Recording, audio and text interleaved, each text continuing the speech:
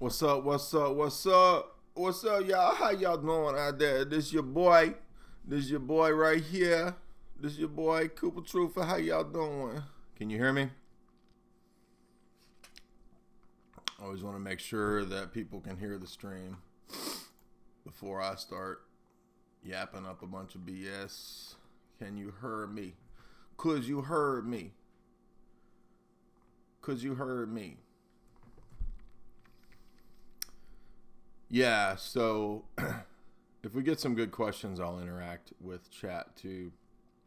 I'm kind of tired, so I don't have a whole lot of energy to do this today, but I'm going to do it because I owe my paid subscribers their content, and boy, have I gotten a lot of messages. Holy cow. What a crazy week this has been, given that debate. And man, I think I want to give back the backstory. Basically, is kind of where I want to start with this conversation. And the real meat and potatoes of this talk will, of course, be for the paid subscribers. So that'll be the second half, available at Jay's Analysis tonight or tomorrow. or tomorrow. So, I didn't even know what Worski Stream was until actually people came on my channel about a couple months ago, and they were like, go on here and debate. And so I was like, yeah, I'll debate whoever. Everybody knows that I don't have any problem debating anyone. And by the way, you have to be somewhat discriminatory in who you debate. So just because I say no to a debate, it doesn't mean that I'm scared. And this is what these idiots who, you won't debate Joe Atwill, you won't debate Drake because you're scared. No, I have to choose and discriminate between channels with 200, 500, 1,000 subs, and how I use my time effectively. Obviously, a debate with JF is going to be way more relevant, useful, and publicized than a debate with some weird dude in the corner of the internet who is a flat earther and has created his own religion in his trailer park or whatever. I'm not debating that dude. That's a damn waste of time. Also, I have a shit ton of other stuff I have to do. I don't just do streams and debates. I can't make a living doing streams and debates. I have to prepare lectures. I have to prepare for speaking in London in a few weeks. I'll be speaking in California at a philosophy conference this summer. I'm only about about a third of the way through formatting the new book. So I have a whole lot of stuff I got to do. Also, the new potential TV show that we're working on that's in the mix. So no, I don't just have time to sit around debating dudes with 500 subscribers. Now, so I went to a Worski Stream, a couple months ago because I heard about it through people saying, go on here and debate somebody, debate JF or whoever. And originally, it was Andy's idea to have me debate Amazing Atheist, which is fine. I would have loved that. That would have been, that guy's got like 1 million subscribers. That would have been a lot of traffic. And I don't know if that dude backed out or if he...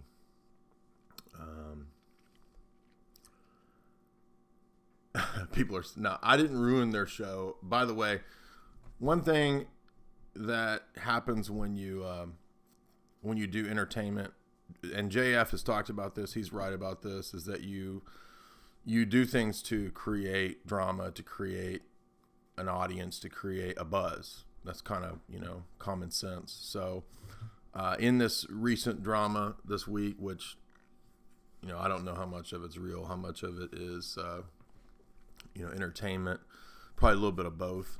I wouldn't worry about it too much. I mean, I'm sure they're going to continue doing their thing, but I'll talk about that a little bit more later. Anyway, so it was supposed to originally be me versus TJ Kirk, Amazing Atheist. And I don't know if that dude backed out or if he just didn't want to do it, or if Andy never did message him or what. I don't know. And so then they were like, well, we'll have you on the stream to, have an introduction or whatever. So then JF is the one who wanted to do the debate. So it wasn't actually, I mean, I don't care, but it wasn't my intention to debate JF. Not because I was scared, but just because I thought it was going to be Amazing Atheist. And so JF was like, I want this guy. I want to bleed him. I will throw the elbow and all of that stuff, which is great because I was enjoying the, WWF's smack talk. And so yeah, I think that JF, which this is my analysis of the debate. So just on a pragmatic level, I think that my time in academia, what I saw was a lot of people who study a discipline like biology, they get very myopic and they tend to think that they kind of can solve every dilemma or philosophical question through the lens of a single discipline of academia. And I think that's a very naive approach. That's obviously, as a philosopher, something I've critiqued for a long time. So I think JF had the overconfidence of thinking that a naturalistic biologicization of all nature and of all questions can somehow give a kind of pragmatic, nihilistic, easy way out answer to all these kinds of very obtuse, sometimes obscure, difficult philosophical questions. And I think that's ridiculous. I don't accept that. And I'm not going to let that slide in a debate or anything like that. So I think that's what happened in the debate, was that he came to it with the assumption that his kind of nihilistic approach, where he feels he can legitimately deny that logic binds him or something like that, that there are formal systems of logic that bind him.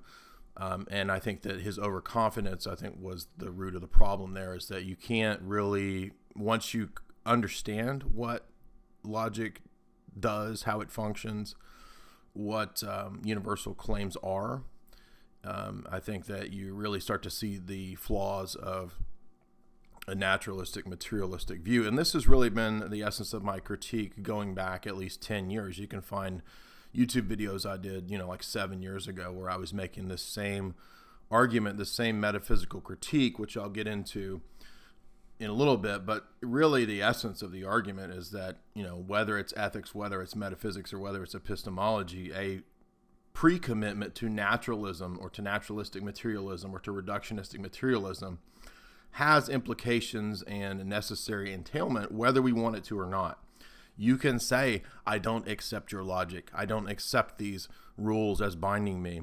But the problem is that, again, in the denial of that acceptance, you still accept it. And that's the essence of what a transcendental argument is. This is why I pointed out on Twitter that this debate ended up being a repeat of Aristotle and the sophists. Because the sophists said, Aristotle, I do not accept your A equals A. I do not accept your law of identity. I do not accept your law of non-contradiction.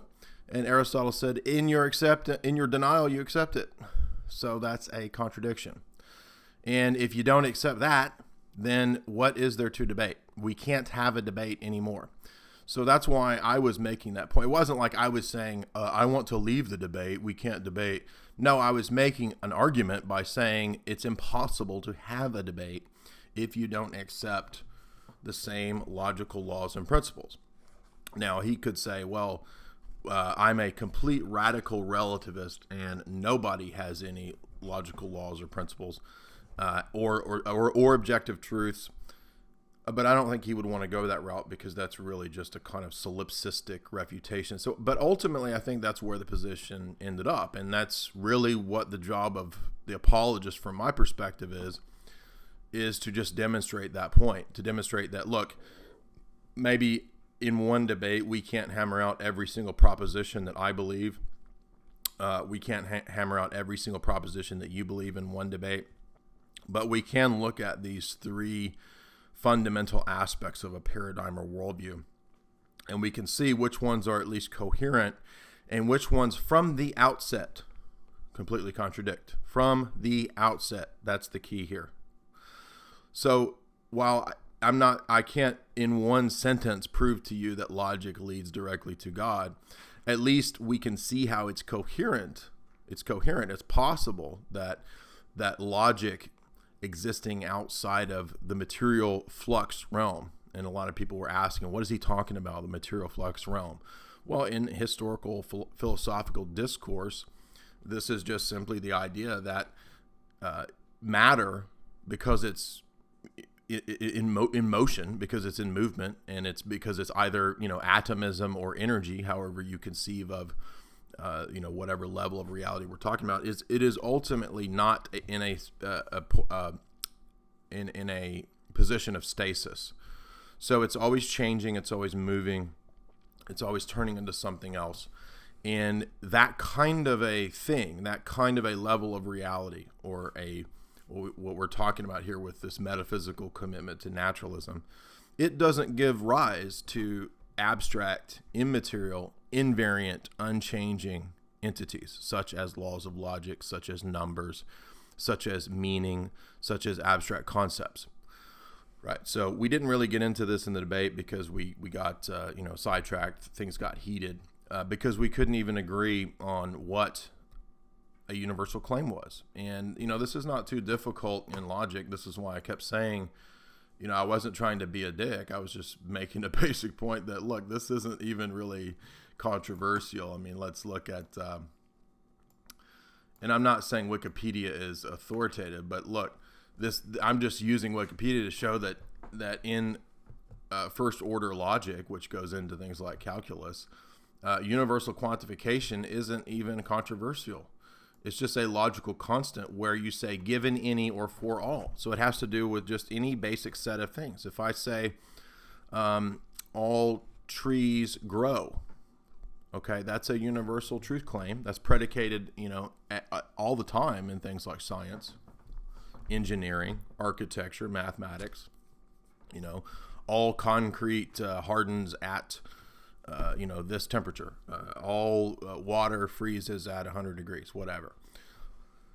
These are just statements that relate to the proposition itself, right? So when we say it's a logical constant or a quantifier for any group, given any, for all, every, all, right? Any of these kinds of words, they really lose their meaning if we take JF's position where, oh no, this is just a sound emitted from my vocal cords that's localized. Okay, well then you can't say any, all, or any of this stuff. You can't do this. You can't predicate. This was my central argument at numerous times in the debate, right? And you'll notice that this talks about predication. It is the predication of a property or relation to every member of that domain or set. I mean, it's not that difficult to understand what this is and what this means. And the problem, though, is that, and I don't know this specifically about JF, but in my academic career in grad school and undergrad, there were plenty of people who went through biology and never took logic class. Again, I don't know about JF's personal, academic courses, whether he took logic or not. He probably did. I don't know. But I knew plenty of PhDs who didn't know anything about Plato, had never taken a philosophy class, didn't know what metaphysics was, had no idea what a universal claim was. They don't know any of that stuff. Why would you? Because the United States academic realm is completely compartmentalized. And it's that way on purpose. It was set up on the Prussian model to basically just create people who are cubicle slaves in some single department. I'm not talking about JF as a cubicle slave. I'm saying that the compartmentalization of education goes back to the Prussian model of doing things that way. And so it's just unfortunate that the whole Western world, has adopted that model. And they've really lost the idea of unifying the disciplines. And that was done on purpose. That was done as a result of this sort of ideological decay from the time of the Enlightenment and scientific revolution. So if we deny that there is logical entailment, or that logic has a force of logic that binds people to argumentation, then argumentation is impossible. This is unavoidable. right? I mean, how does JF do debates if he doesn't think that people are bound by logic? I mean, this is just shows that the position reduces to absurdity. I'm not saying by that JF himself is stupid. No, I'm saying that this is what my job as a debater or as an apologist is to point out fundamental contradictions, self-refuting axioms, right? And things that make cognition or debate itself impossible. Again, let's review. The whole debate can be encapsulated in Aristotle's arguments with the sophist. The sophist says, I don't accept the law of non-contradiction. And Aristotle says, in denying the law of non-contradiction, you're presupposing logic. So you're presupposing the thing that you're denying. That's a fundamental contradiction. And why are they doing this? To escape being bound by the force of the logic and the entailments. That's why.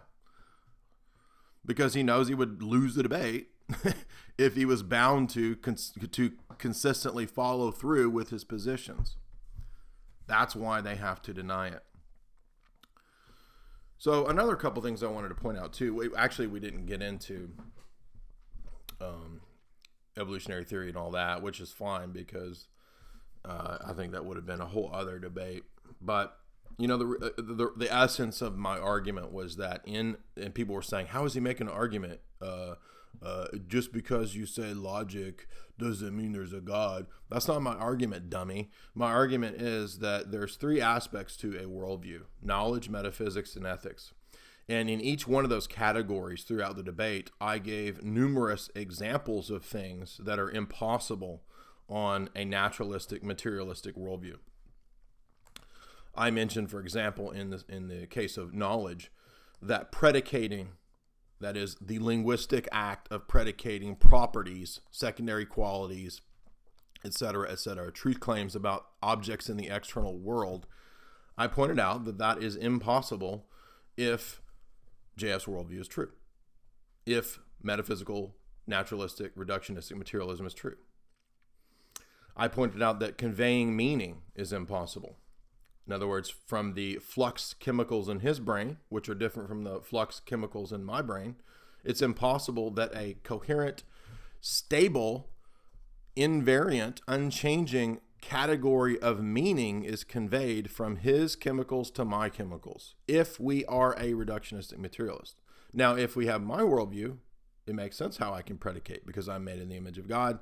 I have the ability to learn about and speak about facts in the external world because God made us that way, mirrored on his abilities, right? And we have a bridge to the external world because the omniscient mind of the universe is the Logos, and the Logos undergirds all things, right? There are forms or essences behind all things. They are contained in the divine mind. Now, I'm not saying that I can give you an architecture of how every act of predication happens. So some guy was arguing with me on Twitter with like, if you can't give me a schematic engineering diagram of how every act of predication happens, then I won't accept your worldview. Well, that would mean you don't accept any worldview, dummy, because nobody can do that. So you can't make irrational, unreasonable claims upon a person or demands, and then when they can't meet your crazy demands, you say, "Oh, I've refuted you. You lose." No, that's not how debate works. You get laughed out of any serious formal debate. And I've done countless serious formal debates over my 20 years of academia and discourse. I also mentioned certainty. That was the whole point of universal truth claims. Axioms, right? Logical constants interpreted for any given all, any for all. And these are predication statements that relate to any property or relation of a group or set in a domain. It's that simple. For all, any, right? And it should be obvious that this kind of linguistic discourse undergirds science, right? Water boils at 100 degrees. That is a universal predication or truth claim. Now, it's true that at times these can be made false. I'm not denying that.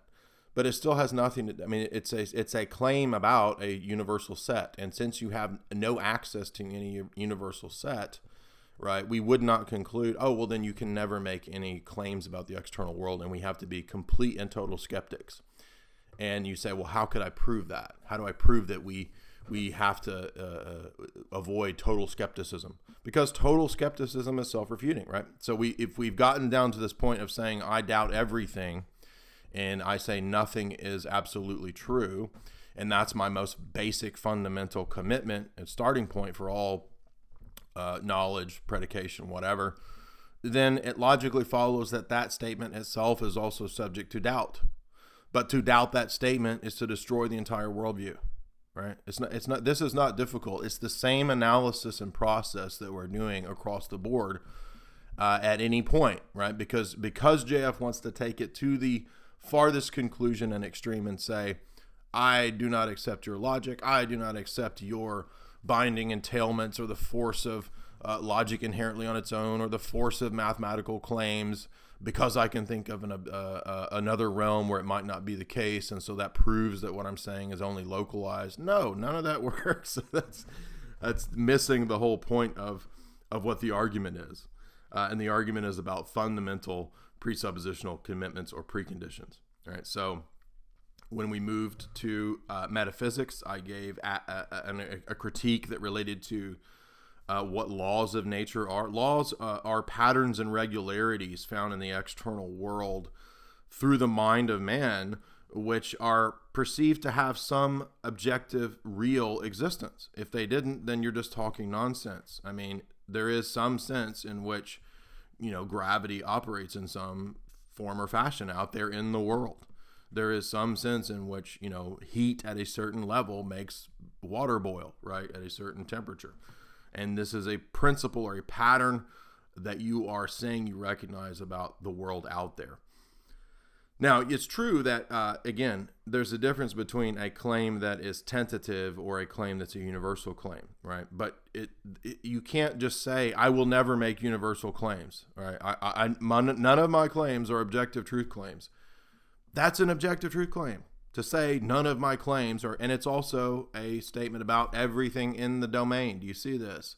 None of my claims are truth claims. That's a self-refuting universal truth claim about the totality of that set of propositions there.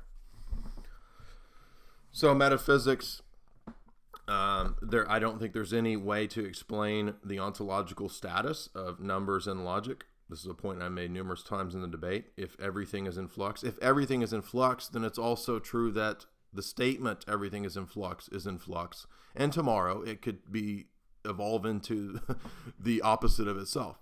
And if everything, it can just fall into the opposite of itself tomorrow, and words, can evolve into the opposite. I mean, numbers can evolve. 7 can evolve into meaning the number 23. Then the whole world collapses, and your worldview is nonsense. That's the essence of my argument. I made arguments about, when we talk about rights, when we talk about human nature, when we talk about this and that, when we talk about freedom and free will, these are metaphysical claims. And to deny free will is really to put oneself in a bunch of ridiculous, nonsensical positions that nobody actually lives by. That was my point. If JF writes his book and it's published, he wants credit. He wants to get paid for the stuff that he brings to Worski Stream, which is fine. I mean, that makes sense, right? But it only makes sense in a worldview where you are a being with the faculty of choice, decision, creativity, and will. So let's, again, if you want to truly say there's no free will, then don't act like you deserve compensation, or that when you go after people on YouTube, that they deserve it because they did something wrong, right? They wronged you. They talk shit about you, whatever. They're just chemical reactions, right? There's no such thing as culpability in this worldview. But everybody acts like there's culpability. So it's a nonsensical, again, I'm making reductios, basically. So people say, he's not making an argument. Well, you dummy, do you not know what a reductio ad absurdum argument is? That is an argument. So, I mean, we're dealing with like a giant mass of people, not everybody, but a giant mass of people who don't know basic logic, which we're going to go through basic logic here in informal fallacies in a moment. And informal fallacies relate to formal systems. You can take any informal fallacy and translate it into a formal logical proposition. Right? This is like, again, Logic 101. Do your Venn diagrams or something. And then when it came to ethics, right, knowledge, metaphysics, and ethics, I mentioned things like value judgments, rights, beauty. JF believes in the white race and that we should continue the white race, which, again, I believe that the white race exists, and I believe that there are things like rights and beauty and so forth, and that we should continue to exist, and that it is possible to make value judgments, but it's not really possible to make value judgments or to explain the ontological status of what a right is, or why a particular commonality or group of people should continue to exist. I mean, maybe that's just what you want, but there's not really an explanation of why that should be the case, right? And you can't, if we take a Humean, if we're going to follow Hume and be a radical skeptic, you can't get an is from an ought. You can't get an ought from an is. That, in other words, because something is the case, it doesn't follow that it ought to be the case. So that's a non sequitur. But I guess we're not bound to logic, right? Are we bound to non sequiturs, or can we just make non sequiturs all day? If we're not bound to logic, then I could just make non sequiturs all day. And just say my position is true because I say it's true, right? That's a non sequitur, which anybody would call me out on. And if you would call me out on that, then you are in that very act assuming that it is universally wrong to do that. If it's not universally wrong to do that, then you can't call me out, dummy. Now, we didn't get to a lot of other kind of deeper things that I thought would be cool, but that's okay. I wanted to talk about where we would be led if we had a position that was where we don't believe there's a beginning or an end to history. This is a fascinating way to look at things, and it's kind of a version of Zeno's paradox, which, again, I did reference a little bit because, I mentioned in the debate that you can actually infinitely divide any any 2 points in space. Somebody commented that was stupid. No, it's not. I mean, you can infinitely, if you have the number 10, you can infinitely divide that. I mean, I don't know how you don't know this, you idiot. Zeno's paradox is the idea then that since you can, I don't believe this, by the way, I'm just using it as an illustration. Because you can infinitely divide any 2 points, or you can, his idea was an arrow. Since an arrow is moving to a certain target, I can actually infinitely divide the distance between the 2 points. And thus, since that's true, I could never actually have any point of reference or know that there was any change of events in the external world. Now, it's kind of a leap here. I think it's a little silly, but he does have a point that if there is a kind of eternal recurrence, in other words, I'm kind of looking at Nietzsche's argument, or the classical Greek idea of everything having no beginning and it just being eternally here in the now. There is a kind of metaphysical question that arises, is that if that's the case, if there was no starting point, then basically there is eternal recurrence. It seems to lead to the idea that everything that has happened will continue to happen for all eternity. And since that's true, it kind of leads to the idea that change is illusory. Now, this is interesting because a lot of Far Eastern religions also came to this same conclusion. And as we pointed out in my Plato lectures, there are numerous places in Plato and in the Greeks where you can obviously see the influence of aspects of older, more ancient Far Eastern thought. And one of those is the idea of Maya, or illusion. So in other words, the idea of no creation, of eternal matter, seems to lead ultimately to the idea of Maya, or that all the external world is illusory and solipsism. Now, JF may not follow me down that trail of thought, and that's okay. But isn't it interesting that his position kind of leads that way? It kind of ends up in a sort of a solipsistic, sort of radical relativistic position. And there were people saying, I don't see how it leads to that. I don't see how it leads to that. Listen to the debate again, and I think you'll see that that's exactly where it leads. I mean, he specifically says that he doesn't accept external objective systems of logic or mathematics that apply to other people in the world. He says you can just invent these and construct them. They're like little games. And see, this is the heart of the debate. I do not believe that what we're talking about here in this debate or in these topics, that math, logic, I do not believe that they are word games. You don't build bridges and rockets with word games, dummies. You build bridges and rockets based on and computers based on real metaphysical, epistemological principles, real equations. These things are real. And it's really because these things are so intricate, complex, and obviously not material. I'm talking about the truths or the principles of themselves, that it testifies to the atheist that obviously there's something more than just flux matter in the world, right? Obviously there's something beyond moral nihilism and epistemological nihilism and metaphysical nihilism. But that's not why people believe atheism. They don't believe it because of all these great arguments. It really boils down to, in our worldview, right, from the Christian paradigm, it boils down to the fall. That's why men, read Romans 1, that's why men have a problem, is because of pride.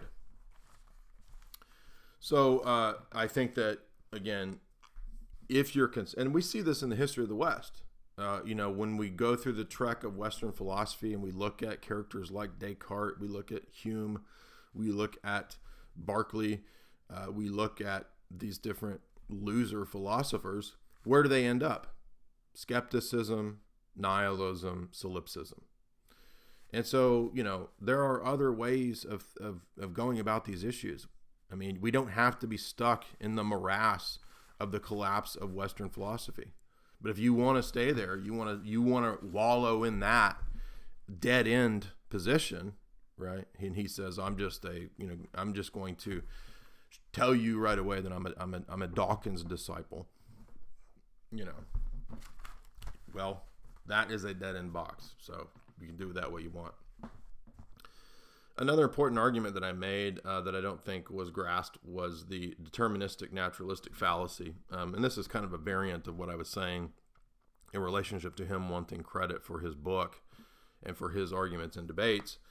And that is the idea that to say that everything is encompassed in the process of determined chemical reactions, which is a universal truth claim, is also to lock oneself within this impenetrable machine-like system. Once you've done that, you lose your identity. You are not a self. Your self is illusory. So once again, we're back to Far Eastern nonsense Buddhist type philosophy. And that's why these positions literally lead people into things like Buddhism. That's where they go from this.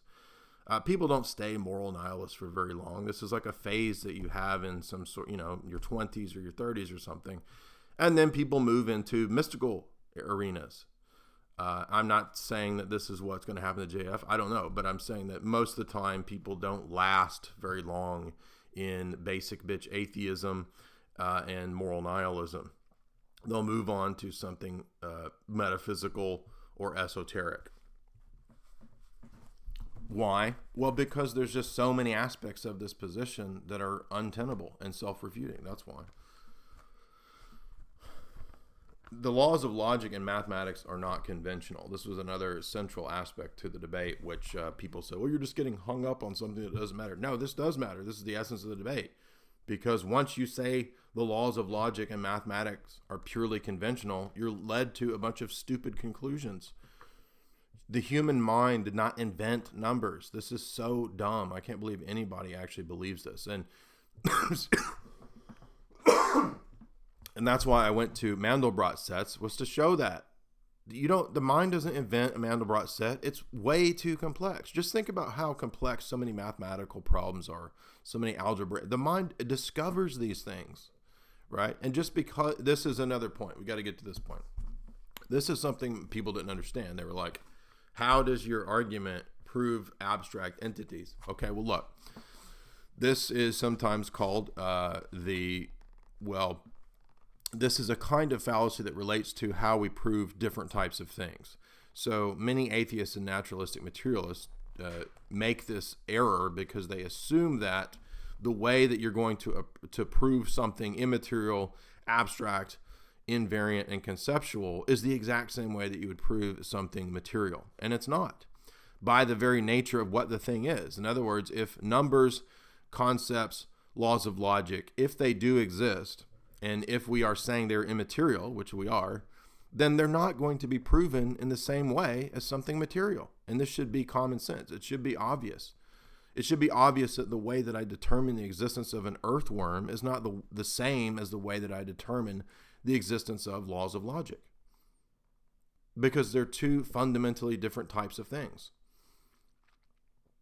right? I mean, and this should be common sense, but because of the metaphysical commitments of naturalistic materialism, they want everything to be proven in the exact same way, which is retarded. It's like, if you can't give me a physical proof of something immaterial, I won't believe it.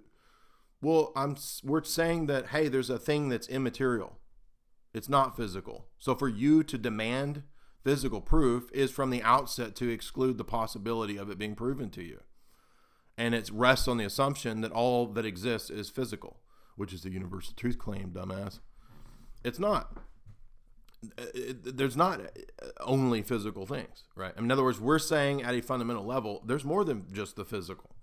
And we're saying, how do we prove that? Well, there's a lot of different ways that we prove that. One way to prove that isn't by a reductio. How would we prove that numbers are invariant, immaterial, abstract concepts or objects through a reductio? Because when I adopt the position that says that they're matter, it leads to absurdity. That is an argument. That is a reductio argument.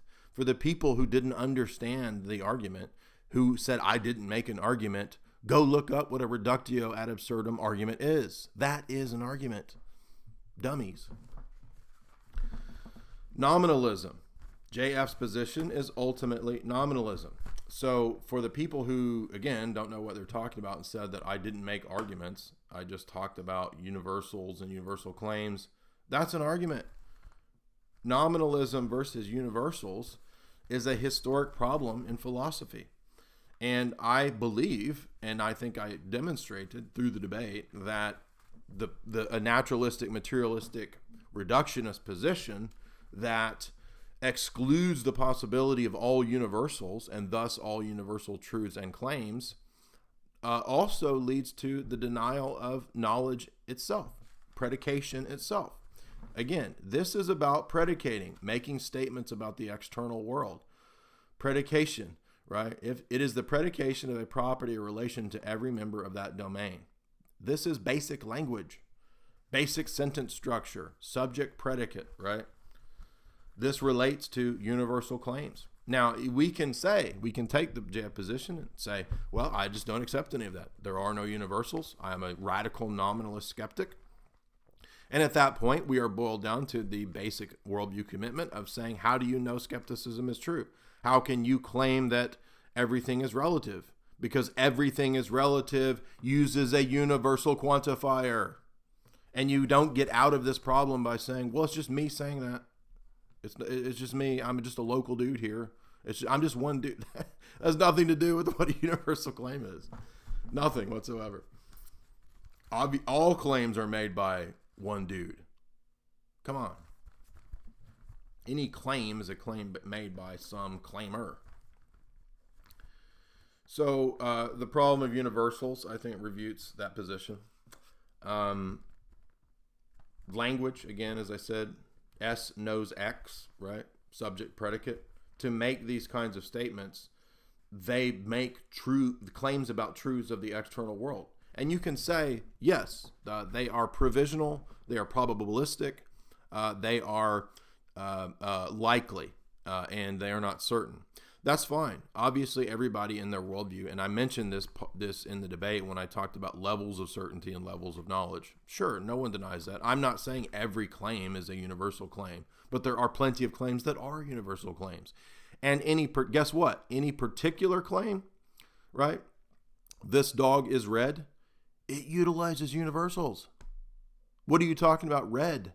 Red is a property, a category that you're predicating of an object in the world that you've seen in other objects. You are seeing a pattern of this color and you're saying the dog is red. Okay? That utilizes a universal even though it's a statement about a particular. Okay? This is fundamental epistemology here. So we know propositions, facts, and claims in our intellect, and we assume that the truth value of these claims or propositions holds over time.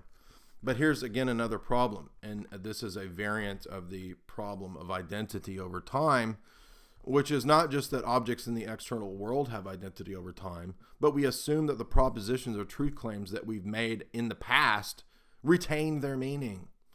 This is what I don't think was understood. And there was some statement by JF about if I chop a squirrel in half in the lab, it's not the same squirrel.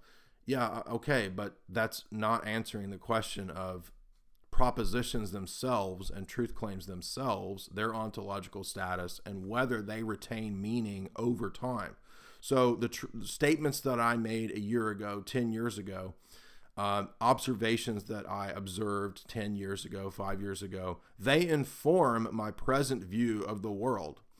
And when I speak about, when I predicate meaning of things in the external world, I assume that the things that I talked about and learned 10 years ago, even though they might not have been totally correct, they were in some sense correct. I mean, I was retaining some catalog in my mind of red objects so that in the future I could identify another red object, right? I mean, this is pretty commonsensical. It's not even that contentious, really.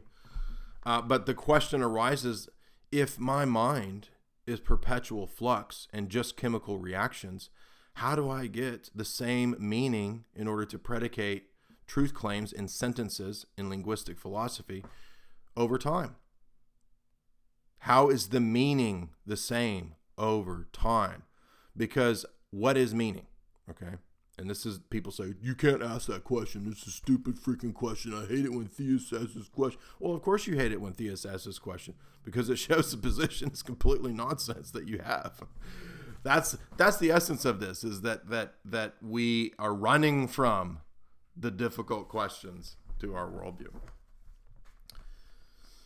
And I'm not saying that there are no difficult questions in my worldview. I'm not saying that at all. I'm saying that at a fundamental level, though, we're so mixed up, so contradictory in this reductionistic materialism that I don't even think we can get anywhere. We can't even get off the ground. We can't even make sentence claims. And hold on one second here. I'm going to pour some coffee. I'll be right back.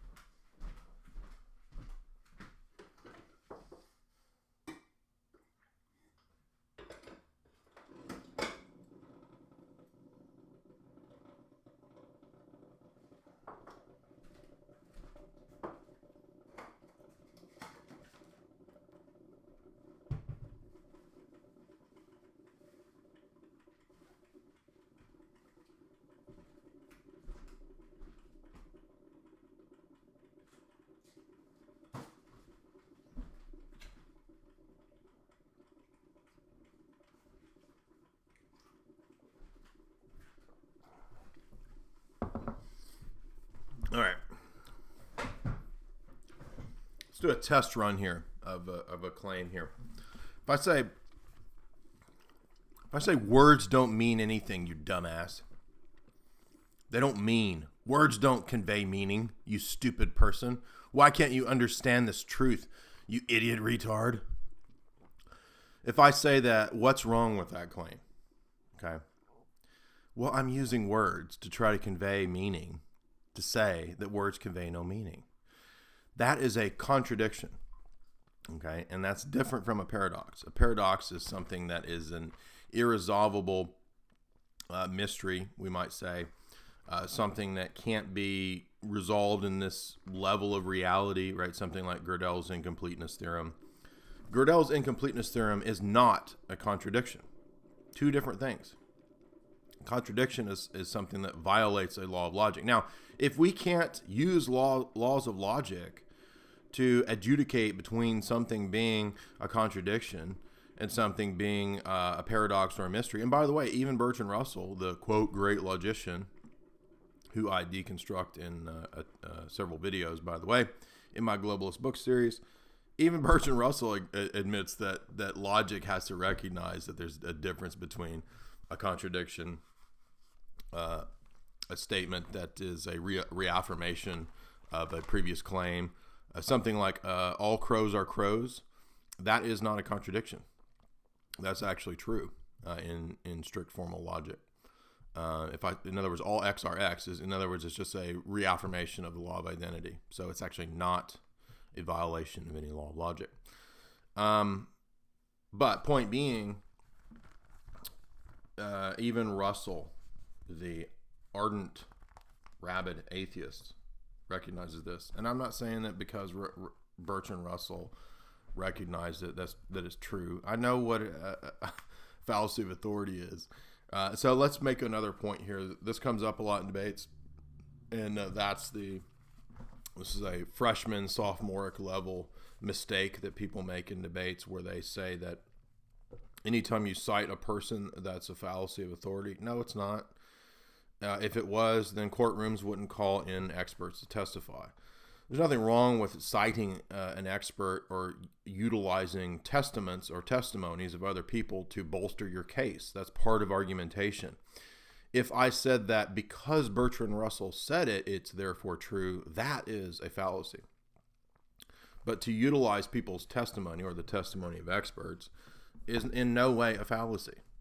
So that's something that a lot of people, they when they first learn about like informal fallacies or something, or they're starting to study logic, and they start trying to do debates, and they're like, oh, gotcha, you cited somebody else, so it's a fallacy of authority. No, it's not. Side note here, another interesting little logical conundrum here is that it's not, saying something against a person is not always an ad hominem. So, for example, if we were debating whether so-and-so killed a person, was guilty, right? This, we might think of a courtroom situation. Did Bill Cosby commit adultery? And you started giving examples of how it's very likely that Bill Cosby drugged people or committed adultery or something like that, that would not be ad hominem, because in this specific particular case, it relates to the likelihood that Bill Cosby committed a later crime. So just simply across the board saying something against a person is not always ad hominem. If I said Bill Cosby is mean, and so therefore he's a piece of shit, and that's why he's guilty of committing murder, that would be, in other words, if I tried to use that as the proof, that would be, strictly speaking, an ad hominem. If I said, I don't accept your argument, Jay, because you were a jerk to somebody one time, right? That would be an ad hominem, because the argument that I'm making is distinct from who I am as a person.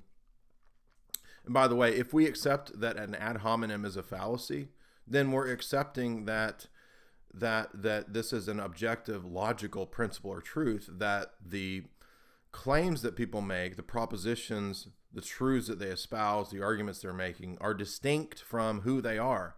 If you're a naturalistic, reductionistic materialism, then they're not distinct from who they are. And so there's no such thing as an ad hominem fallacy in this stupid worldview.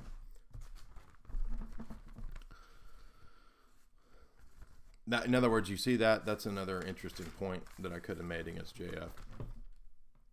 Is that in JF's worldview, there's no such thing as an ad hominem, because there's no distinction between claims that a person makes and who they are. Because JF said, everything I'm saying is localized, it's just sounds coming from my vocal cords. That's it.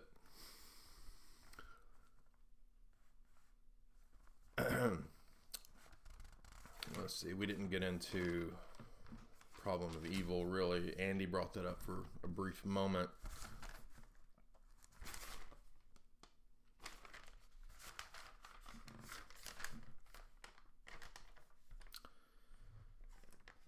We also didn't talk about what epistemology deals with, and this probably would have been helpful to talk about different types of claims.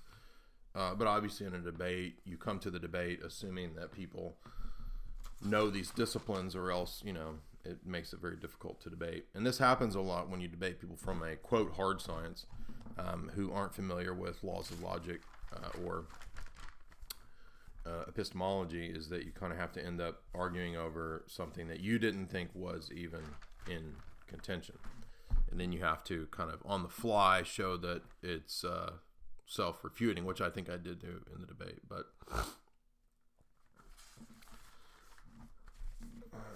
where's my notes here?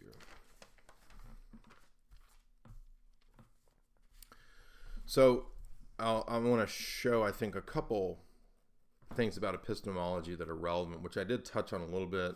I mentioned correspondence, coherence, and the pragmatic theory of language in the debate. But the debate is not really when you're supposed to be giving a lecture on on these topics. It's supposed to be when you're debating a point. Another interesting thing that I would have gone to if it had come up is that if there are atheists who are interesting, like Wittgenstein, and Wittgenstein argues that that language is ultimately presuppositional, that it's ultimately kind of circular at its root level, and so, for example, in his Tractatus, when he spends this whole book trying to annihilate language, he's using language, you see. And I think Wittgenstein even kind of recognized that. He recognized that the position wasn't really coherent, and ultimately it is kind of nihilistic, right? I mean, JF is in a way an interesting thinker because he's a little more consistent than a lot of atheists in the step further kind of moral nihilism and so forth. And I would say, to be consistent, he should also adopt epistemic and metaphysical nihilism as well, sort of radical skepticism and so forth. But again, you can't even do a debate if you're really consistent with that position, because debate presupposes common laws of logic and that are objective principles, and JF says he does not. So again, I think that that really shows the essence of these two paradigms of worldview, or these two paradigms in conflict, right? A lot of questions could have been asked that, on what basis is man morally or rationally distinct from animals on that worldview? Because they have more DNA? Well, so what? Why is that a value judgment by which we should honor the white race above another race, right? Because race is a kind of group or classification that I'm sure JF would base on DNA or genetic qualities, but that's a statement about a whole class of people. It's a predication of a property relation to every member of a domain or set. And then it's also including ideas that they should continue to live and exist. Well, why? In a moral nihilistic universe, why should anything happen? Is the human mind self-sufficient, or does it lack? And I think that another thing I wanted to illustrate that I pointed out towards the end of the debate was that we see in the atheist worldview like this, we see on the one hand a radical irrationality, right? Total meaninglessness, nihilism, total chaos on one hand, and then on the other hand, an extreme rationality, an extreme attempt to use logic, reason, right, mathematical principles in science and so forth. I'm speaking in general here of the atheist perspective. In these two, this dialectic is at work in every atheist. Every unbelieving position has this tension at work, and most of the time they're not aware of it, and they're not that consistent. JF is a little more consistent in terms of most atheists or materialists, because they don't want to go down the route of denying logic. They don't want to go down the route of denying objective metaphysical principles, universal categories, truth, and so forth, because they tend to see that as self-refuting. JF is a little more interesting in that he doesn't believe they're self-refuting. I think they are, but he's a little more consistent than the typical atheist. So I would say that in this dialectic, we have the root of the problem. We have on the one hand, and this is what the transcendental argument is to point out this dialectic and show that on the one hand, you want a world that has order, that has logicality, that has reason as an operant principle, transversing time and space, and in different people's minds, and that this reason functions to build things in the world like computers. You want this very rational, ordered, hierarchical world. And then on the other hand, the world is fundamentally for you chaos, meaninglessness, nihilism, nothingness, etc. And these two views are mutually exclusive. They can't both be true. And to say, oh, well, they're both true is fundamentally, again, to result to a presuppositional conflict and fundamental contradiction.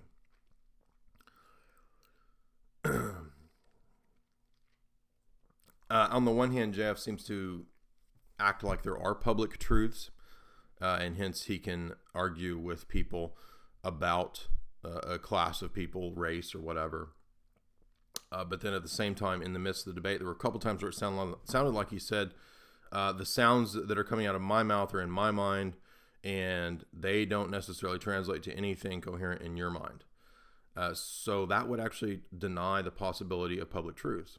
So is there public truth or not? And if there is, you see, it actually entails certain things. And JF says, well, I don't accept your entailments. Well, I mean, again, you can play that game. That's actually a semantic game, because you're acting like in the course of debate, you are, that I'm bound, right, to follow laws of logic, and that my views entail certain things. There were constantly throughout the debate, JF was saying, your view entails this, your view entails that. Look at the way people operate in the world who are theists. They want to get their dicks sucked, right? That entails this. It leads to this. I thought, is there public truth or not? Right. And again, we can talk about man having dignity, man having freedom, man having rights. But ultimately, this kind of position denies the self, denies any dignity beyond will to power. And if everything's just will to power, then we don't really have any public truths. We don't really have any things that bind anyone. On this worldview, logic is just a game where you try to trap people and trick people. I don't believe logic is a game. If this was a game where you trap people and trick people, you couldn't build bridges and computers with it. Come on, that's just completely stupid. No, logic does match up to things in the world.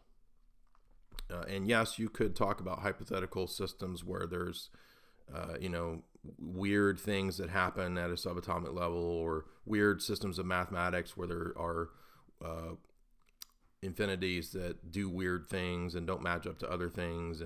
But the problem is that that's not what we're talking about in this. We're talking about the laws of logic and things that apply to this world, to this debate, to the here and the now. That's my argument.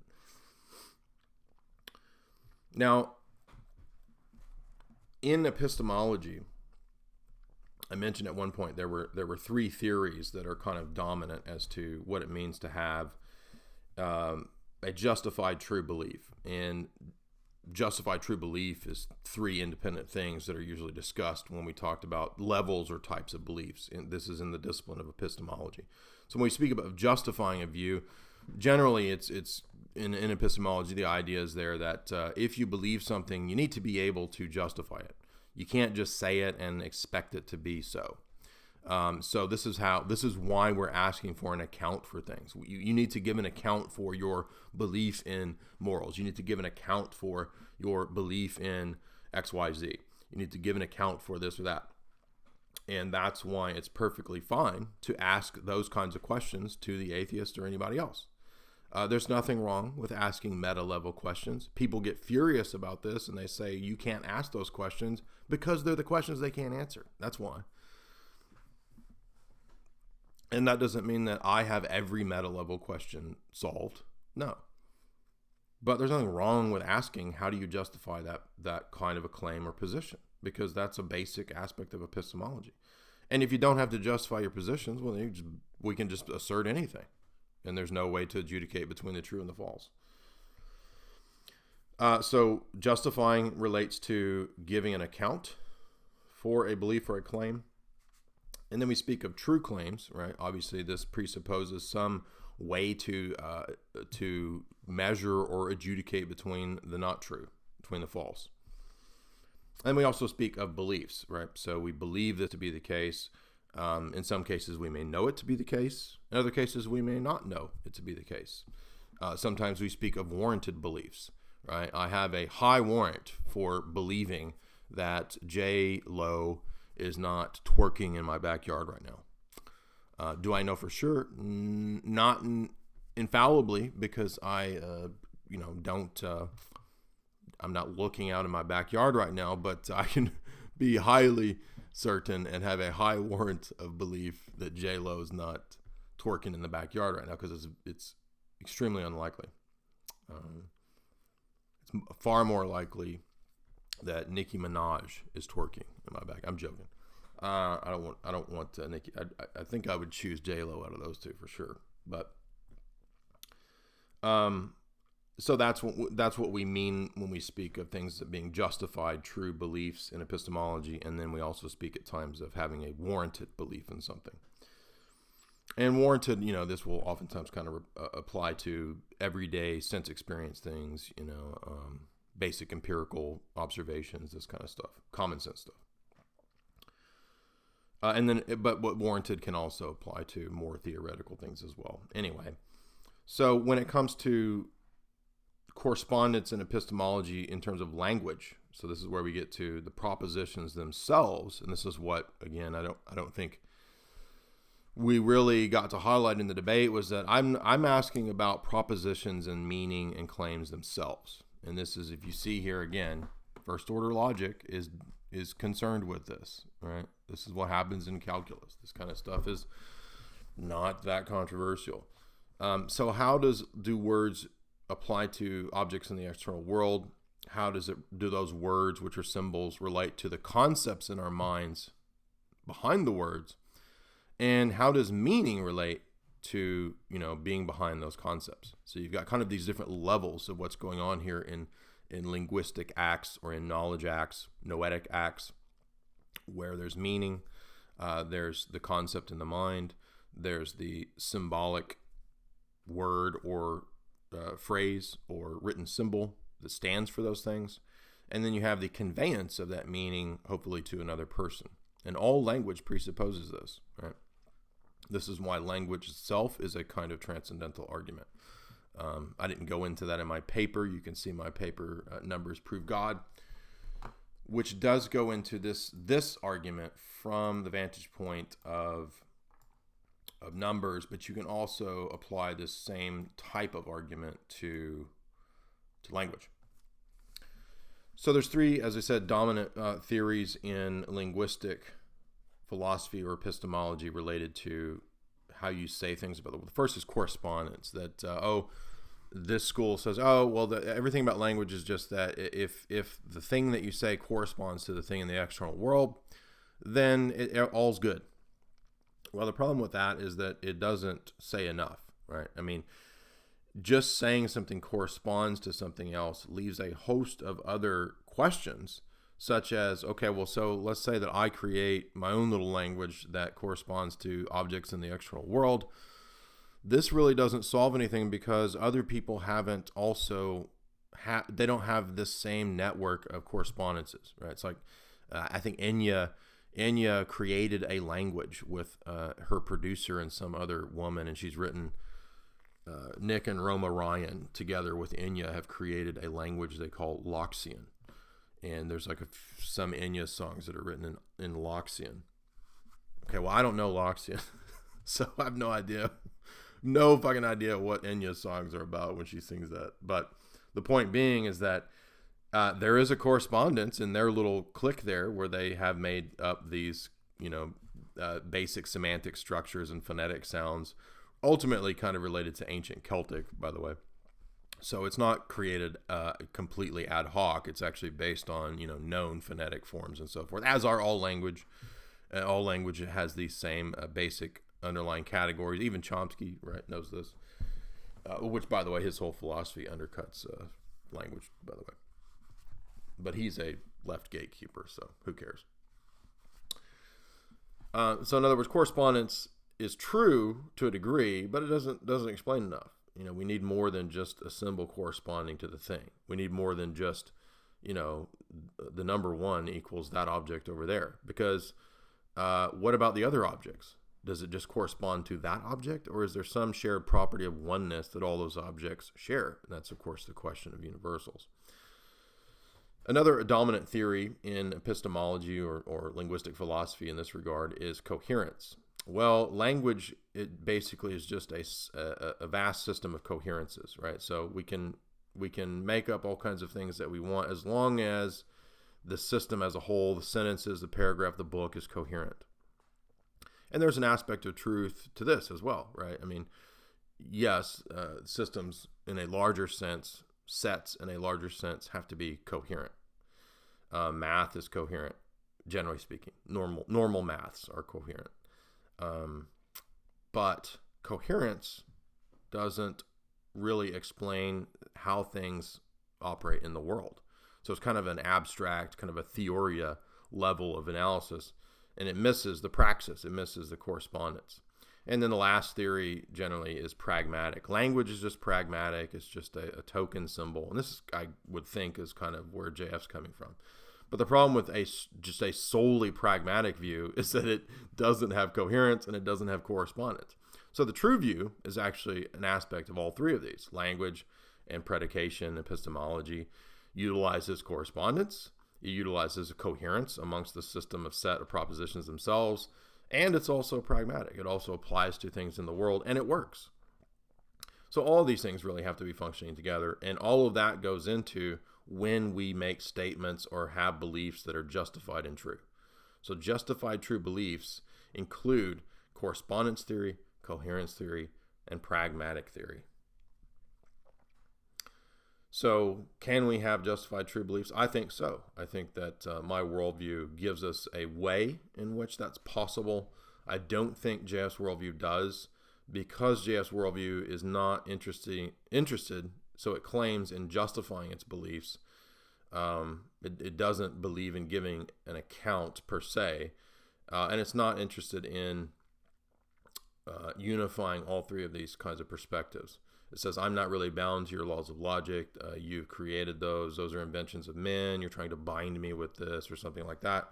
And that's really not what logic is. Logic is not a human convention. Math is not a human convention.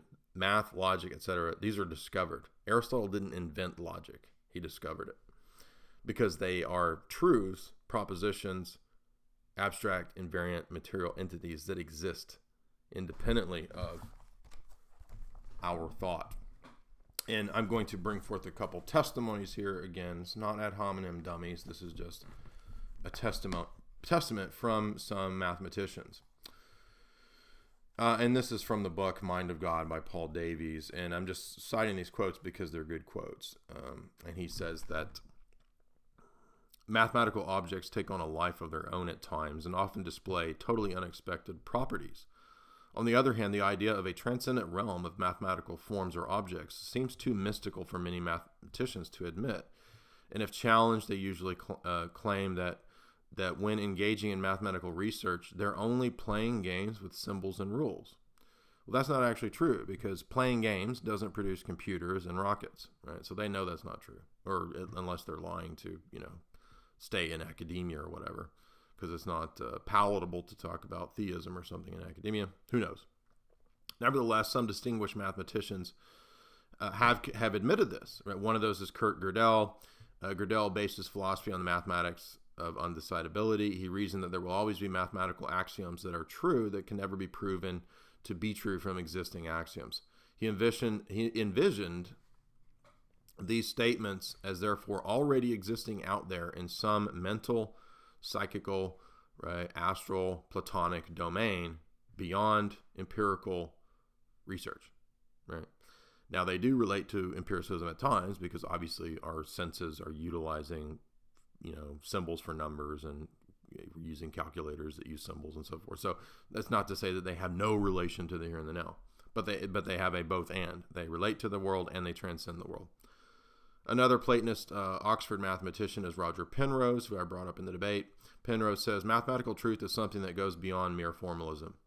There often appears to be some profound reality about these mathematical concepts, going quite beyond the deliberations of any particular mathematician. Duh! How is that not obvious? He continues, it is as though the human thought is instead guided towards external, eternal truths. Truths which have a reality of their own, independent of a single individual mind. Absolutely. Another example that inspired Roger Penrose to adopt this position is what he called Mandelbrot sets, after the IBM computer scientist Benoit Mandelbrot. This is actually a geometrical form known as a fractal. And then he goes on.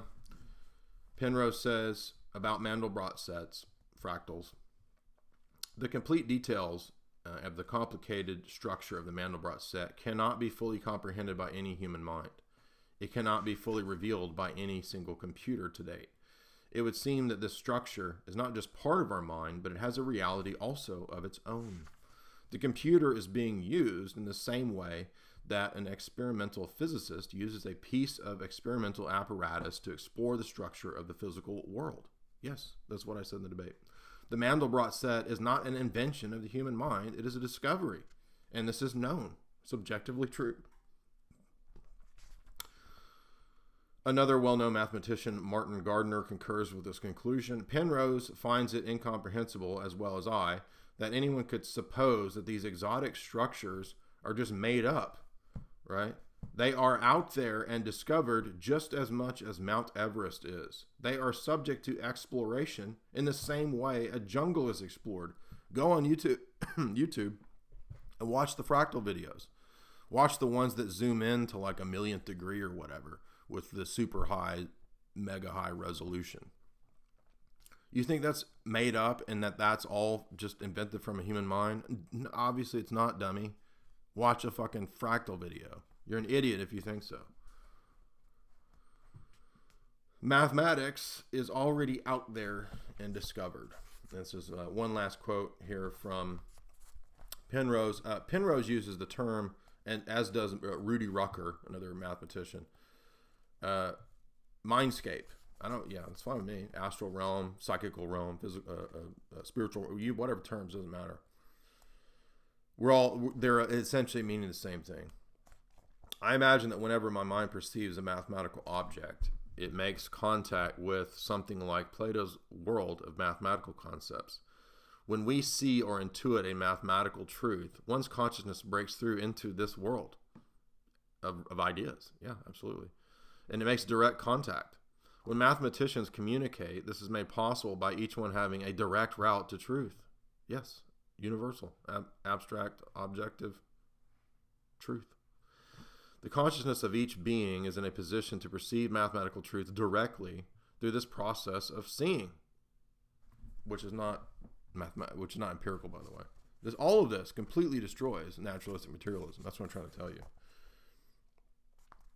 Communication is possible precisely because each person is directly in contact with this same existing realm.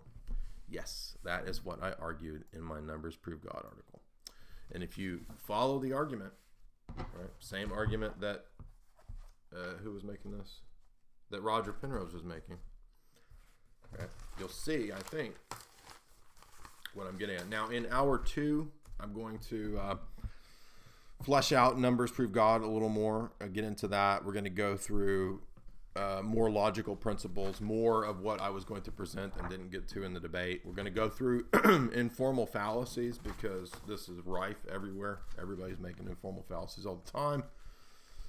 I think it would be helpful to go through, straw man, slippery slope, false cause, tu quoque, gambler's fallacy, bandwagon, begging the question, appeal to authority, anecdotal, Texas sharpshooter, ambiguity, fallacy, appeal to emotion, etc., etc. So we'll do that in a fun way in hour 2. I will probably get a couple, do the fractal, let's look at some questions here. Do the fractal stop at some point though? Well, it's not really molecular level. If you look at theoretical fractals or geometrical fractals, like look at the videos, you'll see what I mean on YouTube. If you Google it, you'll see a whole host of these, and some of them like have super freaking high resolution where they zoom in at like, I don't even know the numbers, but what you get from that, when you see that, you're like, holy crap, dude. Okay, so where is this? All right, this is not here in the now. But actually, if you watch documentaries on Mandelbrot, they do apply to the here and now, because the way Mandelbrot discovered his sets was by looking at outlines of countries, continents, coastlines, actually, forest lines. And believe it or not, fractals are in nature everywhere. So he started noticing fractals in nature, and he's like, dang, this is crazy stuff. Could we play with this through mathematics? And so, as I was making the point to JF in the debate, we haven't been able to do or to symbolize or illustrate fractals, Mandelbrot sets, until advanced computers, because there was no way to have some means by which you could zoom into this level.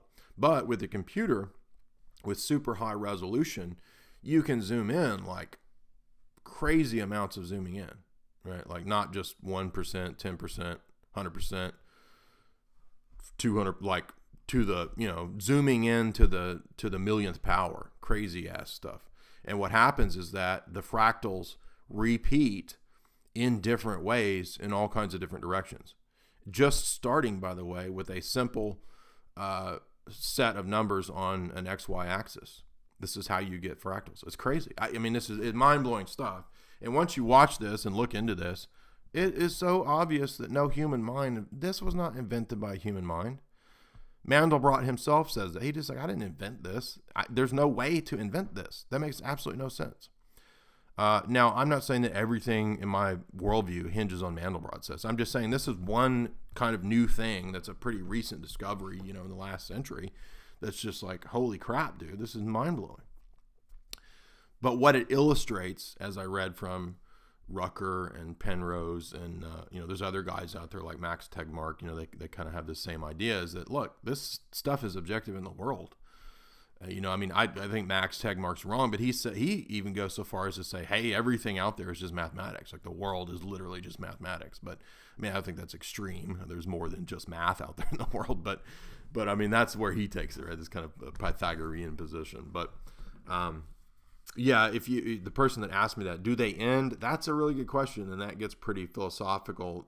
There's a great documentary on Mandelbrot where they actually touch on that question. And this gets into the debate of whether infinity is an actual number or not.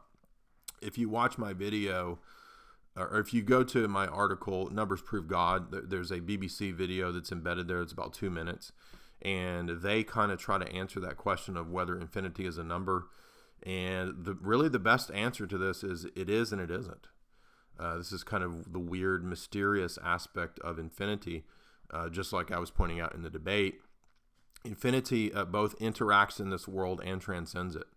And so this is a clear evidence of something that does go into computers. It goes into hard sciences. It goes into engineering in very obscure, esoteric ways, like quantum computers, quasi-crystals, certain kinds of very advanced engines that use crystals, believe it or not, use this kind of weird mathematics. I can't explain all that. A lot of that does get the level beyond me.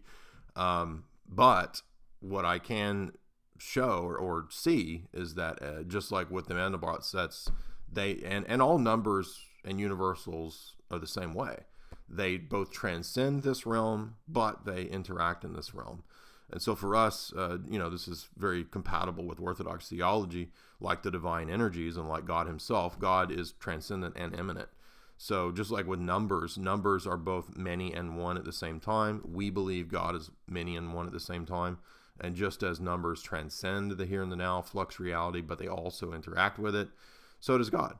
I'm not saying God is equivalent to numbers. In fact, I think that this is a further step in the argument that I will go into in hour 2, which is that you need more than just impersonal forces or abstract concepts. You also have to in some way relate the abstract concepts and all the preconditions themselves, the different transcendental arguments that I made to JF in the debate. They're not just floating out there independently. They have to be unified somehow. You need some kind of unifying metaphysical principle, a concrete absolute, as it's sometimes called.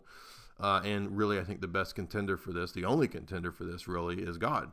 So that's where ultimately it all leads to God. And we didn't get into that because in the debate, because we were really kind of, which I don't think was necessarily a bad thing. I think that it's fine to focus on that and really hammer home that, look, we can't even, in our two different paradigms here, get off the ground in terms of whether or not numbers are conventions, whether or not abstract concepts or entities are real or not, and it's fine. It's to me, I think the debate went great. I'm fine with halting there and arguing that, because it's going to, I think, show that that position leads to absurdity.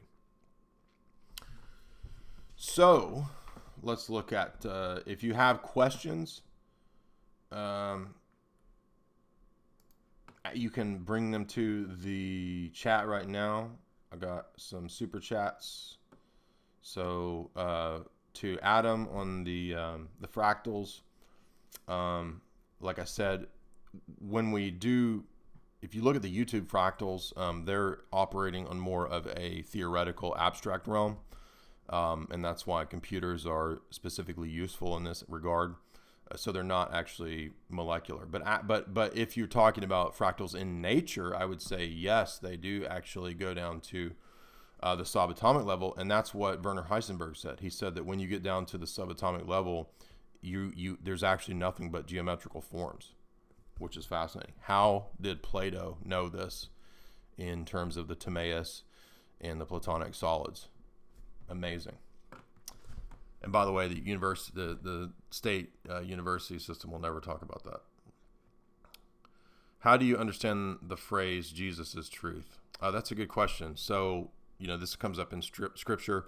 When we talk about truth or God in terms of Orthodox theology, any of those kinds of predicates, or when we attribute something to God, in our view, we're either talking about God's energies or God's persons, right? So if I say Jesus, what is Jesus? Well, Jesus is the second person, hypostasis of the Trinity, right?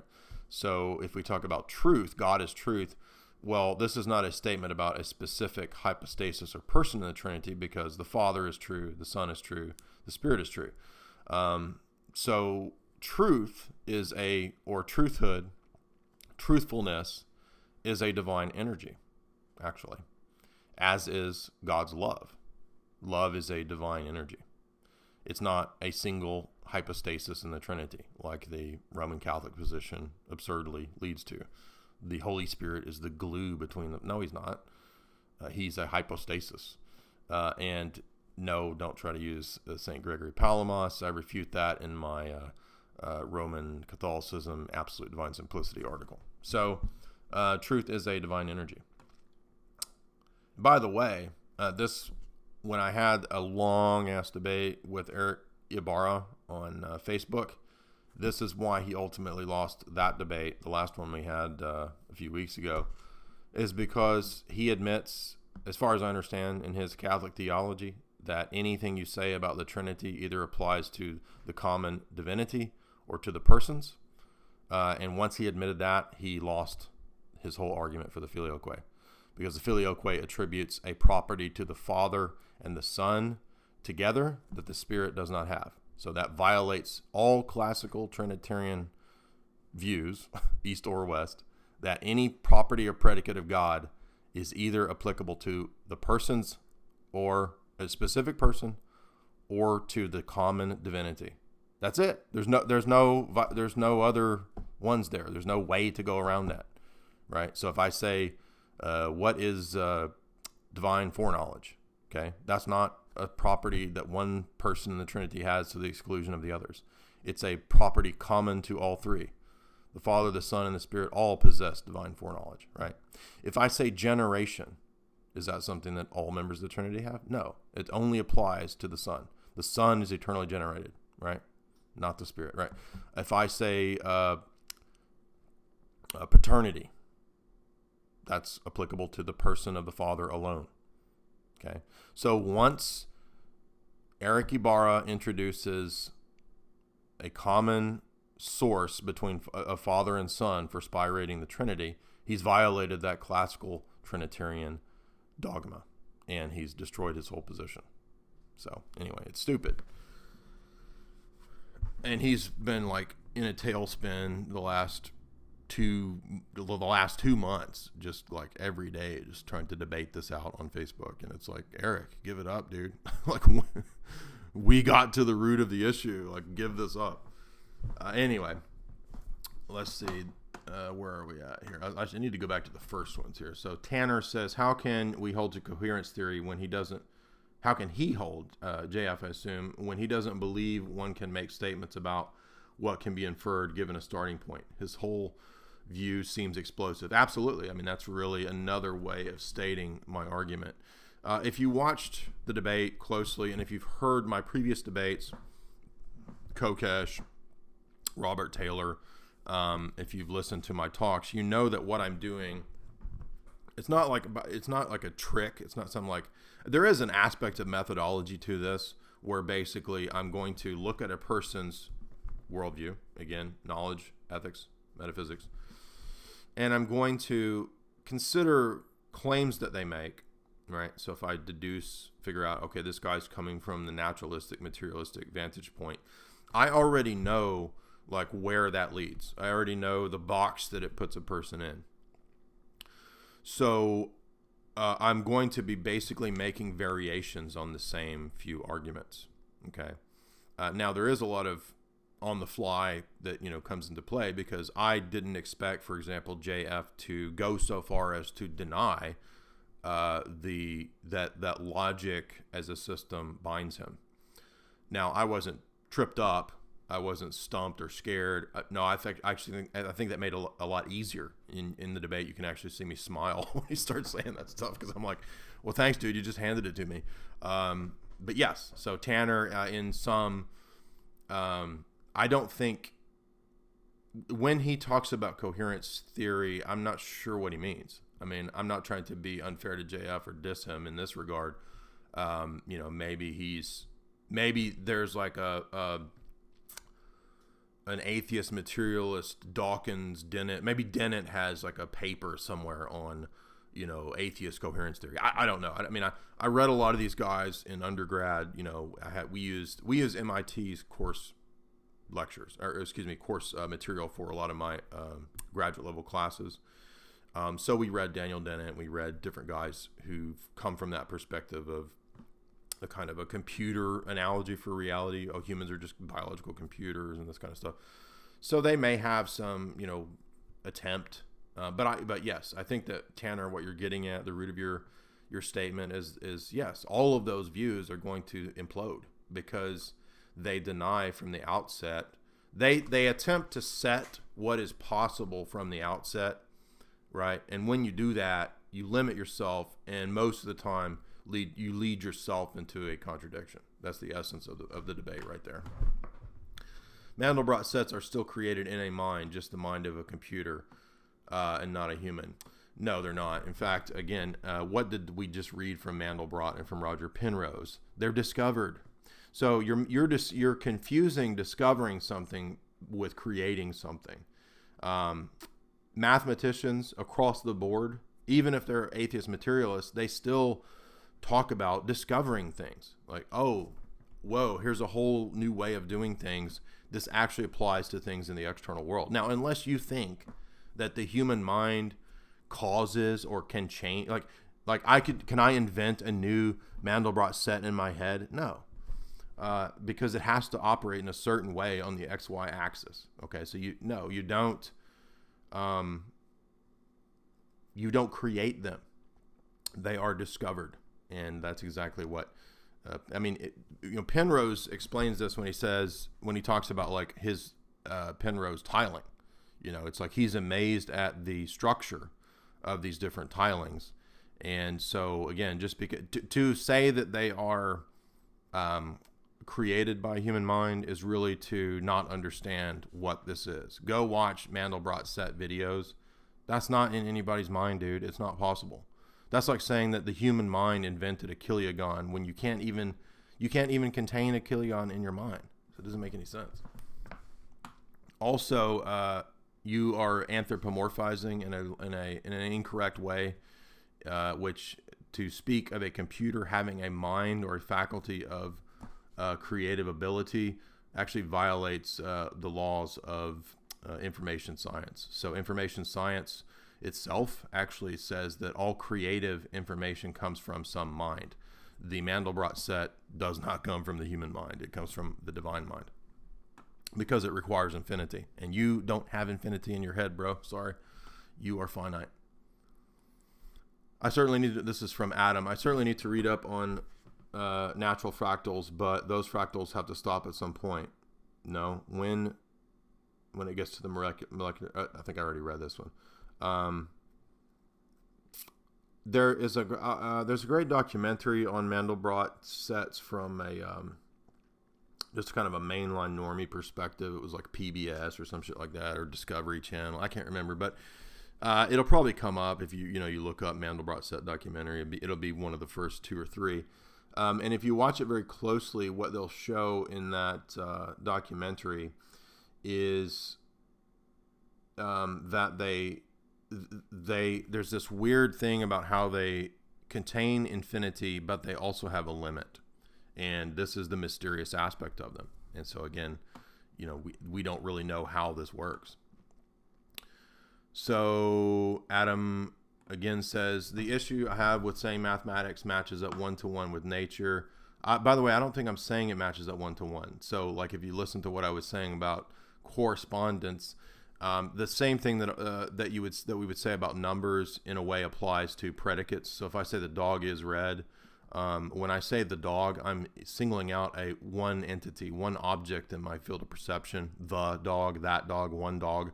So I'm assuming a kind of transcendental unity in this object, and unity presupposes one. If you read my paper, Numbers Prove God, that's pretty obvious, I think. I don't think that's contentious. So I'm not necessarily saying that it matches up 1-to-1 in a strict sense, because just like with infinity or Mandelbrot sets, there's always a kind of fuzziness to it. There's a sense in which they do interact in our world and they transcend our world, which, by the way, is what we say of God too. So that's very interesting. Most mathematical models of nature or natural phenomena are idealized representations. Yeah, that's what I'm getting at, Adam, is that once we say that they're just conventions, it leads us to a lot of different problems, right? So I'm aware of the formal argument, right? This is what Penrose was saying. Mathematics cannot just be mere formalism, and then he goes on to argue how that is.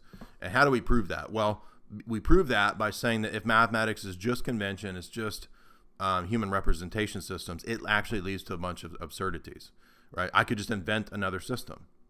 I could just come up with, but no, it's not going to work in the world, right? There's a certain way to build a computer, right? And yes, it can be improved upon, but you're not going to like come up with a different set of logic and a different set of principles to build rockets and bridges that violates the logic and mathematical principles that work today.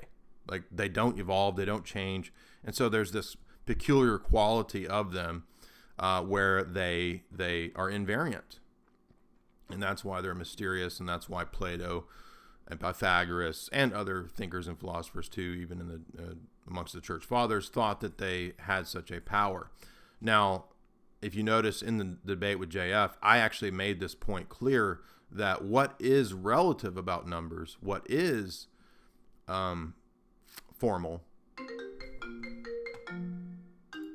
is the symbols that are used to represent them, right? So it doesn't matter whether we use a rock or whether we use some sort of Babylonian tabulation system that differed using icons or images, or whether we use Roman numerals or whether we use Arabic numerals. In fact, the relativism of the symbols or the systems themselves in terms of just the representations proves my point, because if we have different representations, then how can a Roman numeral, V, and the Arabic numeral 5, what are they representing? Because they're different.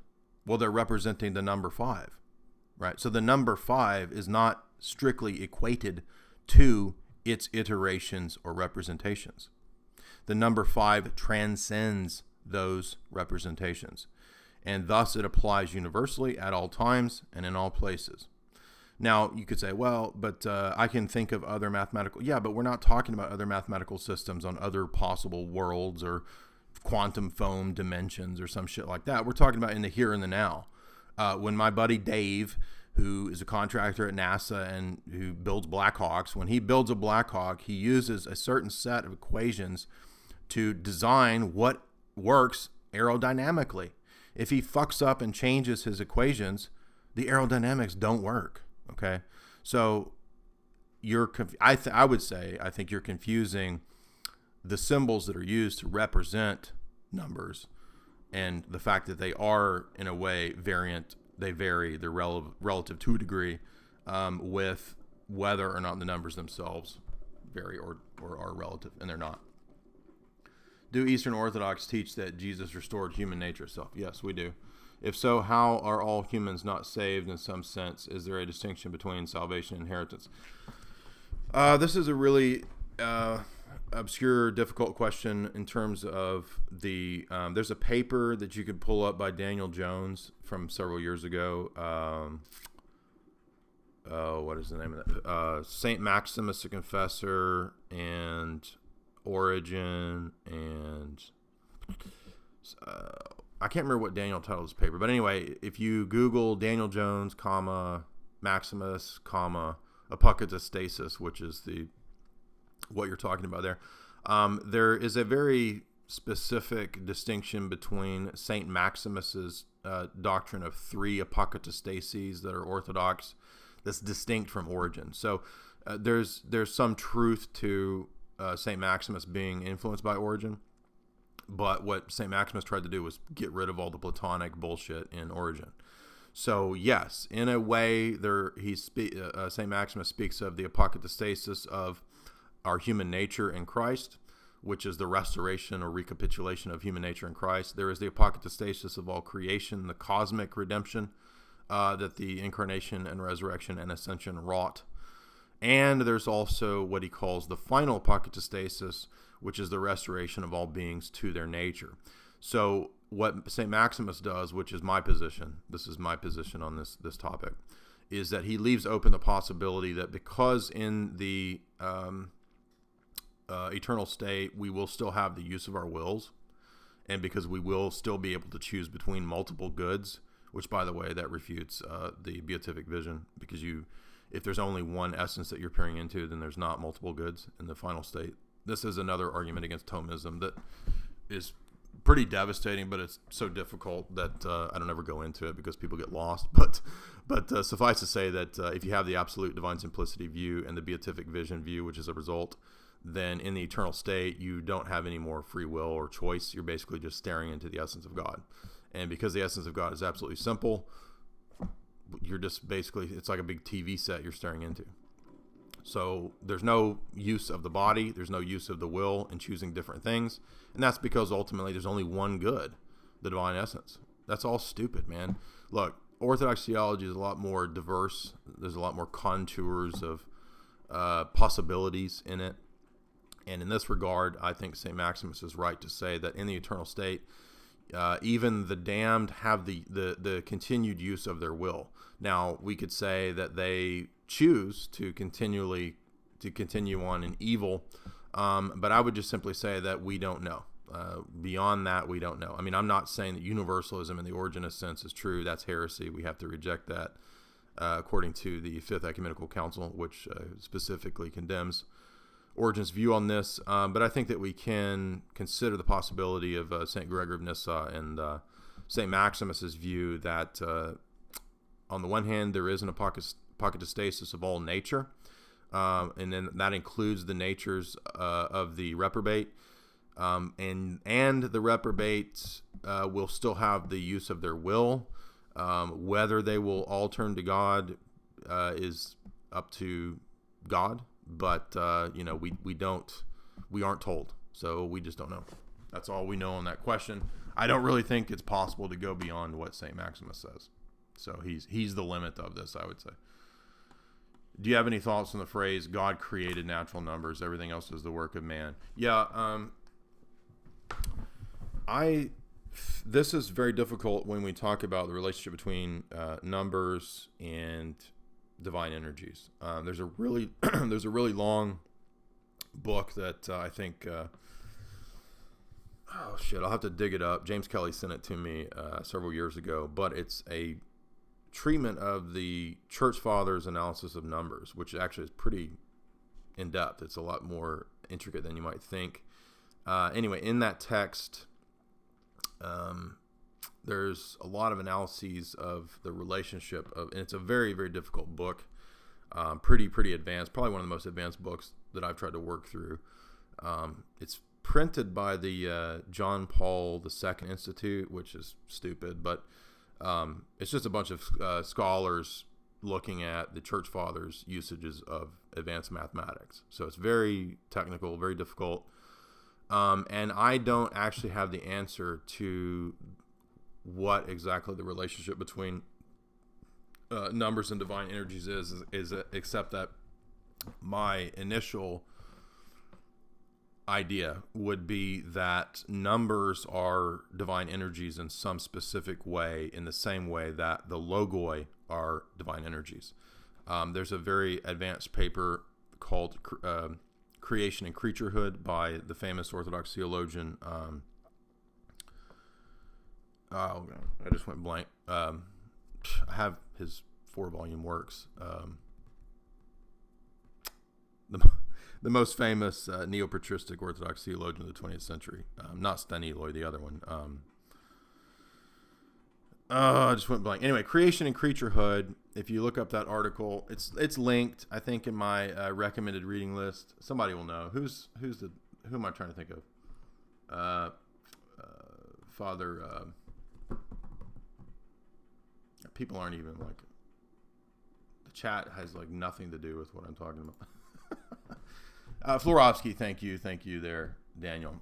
So Father Florovsky has a great essay, Creation and Creaturehood, and it actually, for me, solved a big problem that I was having with James Kelly, and we ended up having a falling out over this. I'm not sure if we have reconciled fully over this issue, but you haven't seen James on any of my interviews in a long time, so I don't know if he doesn't want to come on or what. We don't really talk much anymore, because of his adherence to Romanides. But anyway, yeah, I mean, he's extreme on the Romanides thing, and we got really heated over that one time on the phone. So anyway, I would say that numbers are kind of like what Florovsky says of the logoi, and I think that's my initial answer. I could easily be corrected on that. This is really abstract stuff, really, really difficult stuff. I mean, you're talking about, this is stuff, dude, that like 50 people have written on in America. Like there's like 50 academics and theologians who even know what this stuff is. So this is mega advanced stuff. Anyway, but I would say, yeah, that's my answer to that. And we got more super chats than I would have expected on this middle of the day discussion here. Anyway, so there's a lot more in my notes. I have like 10 pages of notes that I did in preparation. What is that? I need to find that book from the John Paul Institute.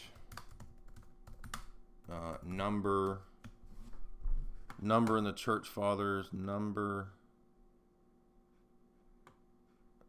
Oh shit! I'll never find that. I'll have to look in my old emails or something to find that. But anyway, I'll mention it on the next stream. So,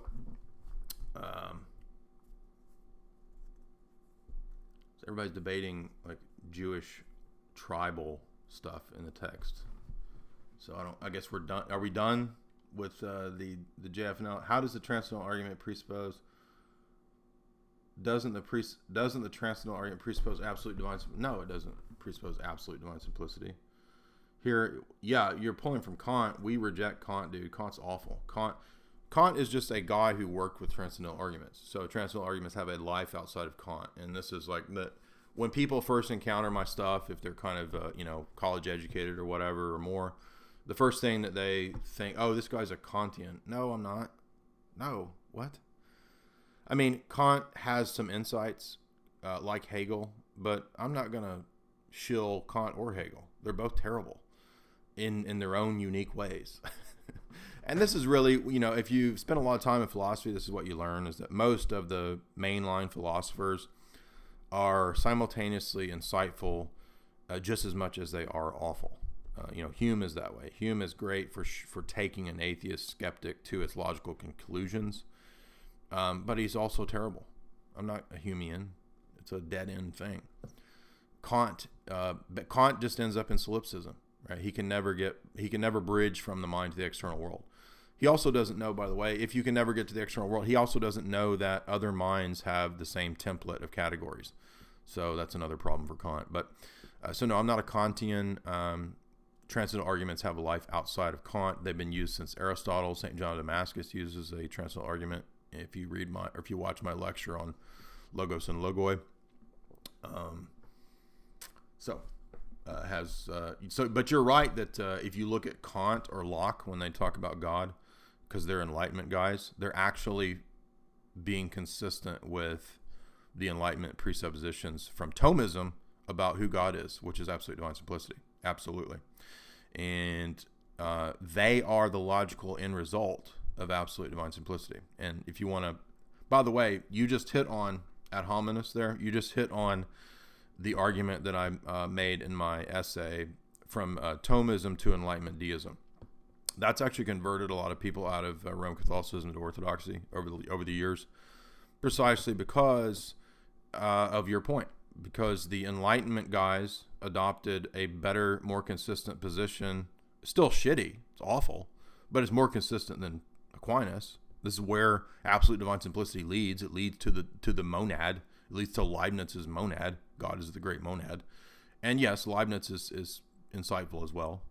He's probably better than most of these guys. I have some essays on Leibniz. But anyway, but yes, that's where absolute divine simplicity leads. And no, that's why we don't accept Kant or any of the Western dogmas of absolute divine. So this is what makes Orthodoxy unique. Here we go. How come, another one, Tanner again, how come you never brought up the fact that JF assumes tabula rasa? Are you familiar with Greg Bahnsen's apple orchard thought? Actually, that's funny. I am familiar with Bahnsen's apple orchard thought experiment. And the only reason that I didn't go into tabula rasa is because if you're in the midst of a debate that's very heated, even if you have your notes in front of you, you will be focused on every word coming out of that guy's mouth and your immediate best response. So there are plenty of times in debates where you're not going to remember or bring out every possible thing that you could say. And the apple orchard experiment has to do with the pre-selection of what is good or bad, right? The pre-selection of evidence. I mean, I wanted to get to the pre-selection of evidence. I wanted to get to how you prove different things in different ways. I wanted to get to more on how we bridge the gap between the mind and the external world through the idea of the logos. And we just didn't get to all that. And by the way, after 2 hours, I was exhausted. And I was surprised when JF got mad or, made the joke as it's now become, the 4chan meme or whatever. That kind of threw me for a loop. I wasn't expecting that. And, so when you're in the heat of a debate, if you do it enough, and I'm not insulting you, Tanner, for asking this or anything like that. Maybe you've done more debates than I have. I have no idea. But when you're in the heat of a debate and when you're doing things ad lib on the fly, you really can't plan everything, and you're going to forget things. You're going to not bring up everything. That said, I think I performed well in the debate. Most people think it was, clear victory. I'm not bragging. I'm just saying I think that I'm happy with what happened. Yeah, there are plenty of areas where, if I go back and listen, I wish I would have said this here. I wish I would have brought up that here. I should have made this more clear. But, it is what it is. When you're on the fly, that's how it goes. Who will fulfill the system of German idealism?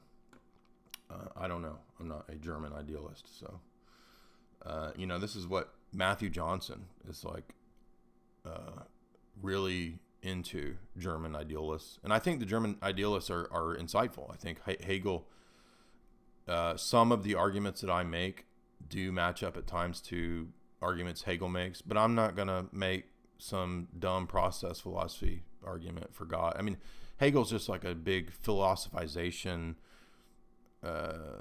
rape of Christianity. I mean, there's no point going down the Hegel route. It doesn't end well. So I'm not interested in German. I mean, I'm interested in German idealism as a philosopher, but is it going to like really get us anywhere? I think Leibniz was, formative in the rise of the computer. And I think Leibniz is way better than somebody like Newton. Newton's awful. And I think there's a lot of insights in Leibniz. I have a couple essays you should look up on Leibniz that are pretty funny. But JF got upset. We even saw signs when he told you. Yeah, I think he was getting flustered. But even in the midst of a debate where you're getting flustered, when you're doing, and I know this from my experience, doing my TV show, having been on nationally syndicated radio and TV shows multiple times now, being on countless podcasts. When it gets to a certain degree of audience level, you're not just concerned with the debate. You're also I'm speaking for them, like at their level and what they were trying to do. They want to create drama.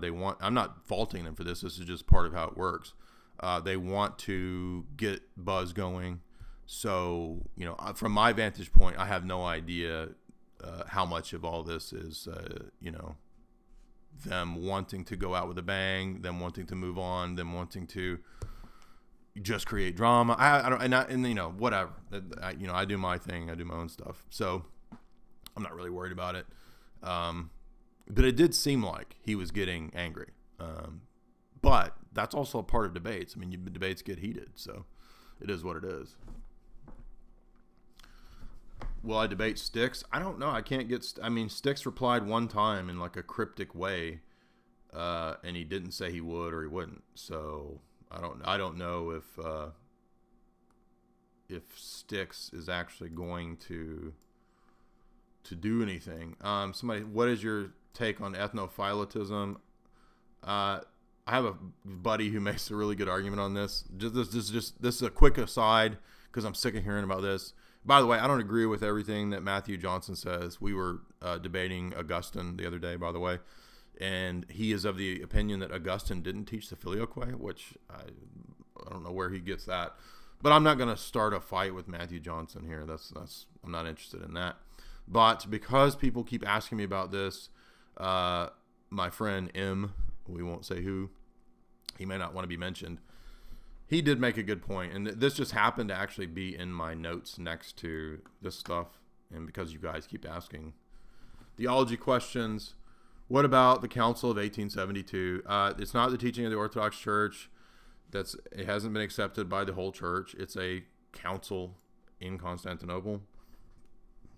It does not condemn devotion to one's people, language, and nation. Just read the Russian Church's statement, which I cite endlessly. The Russian Church's statement on church and nation. It's very clear.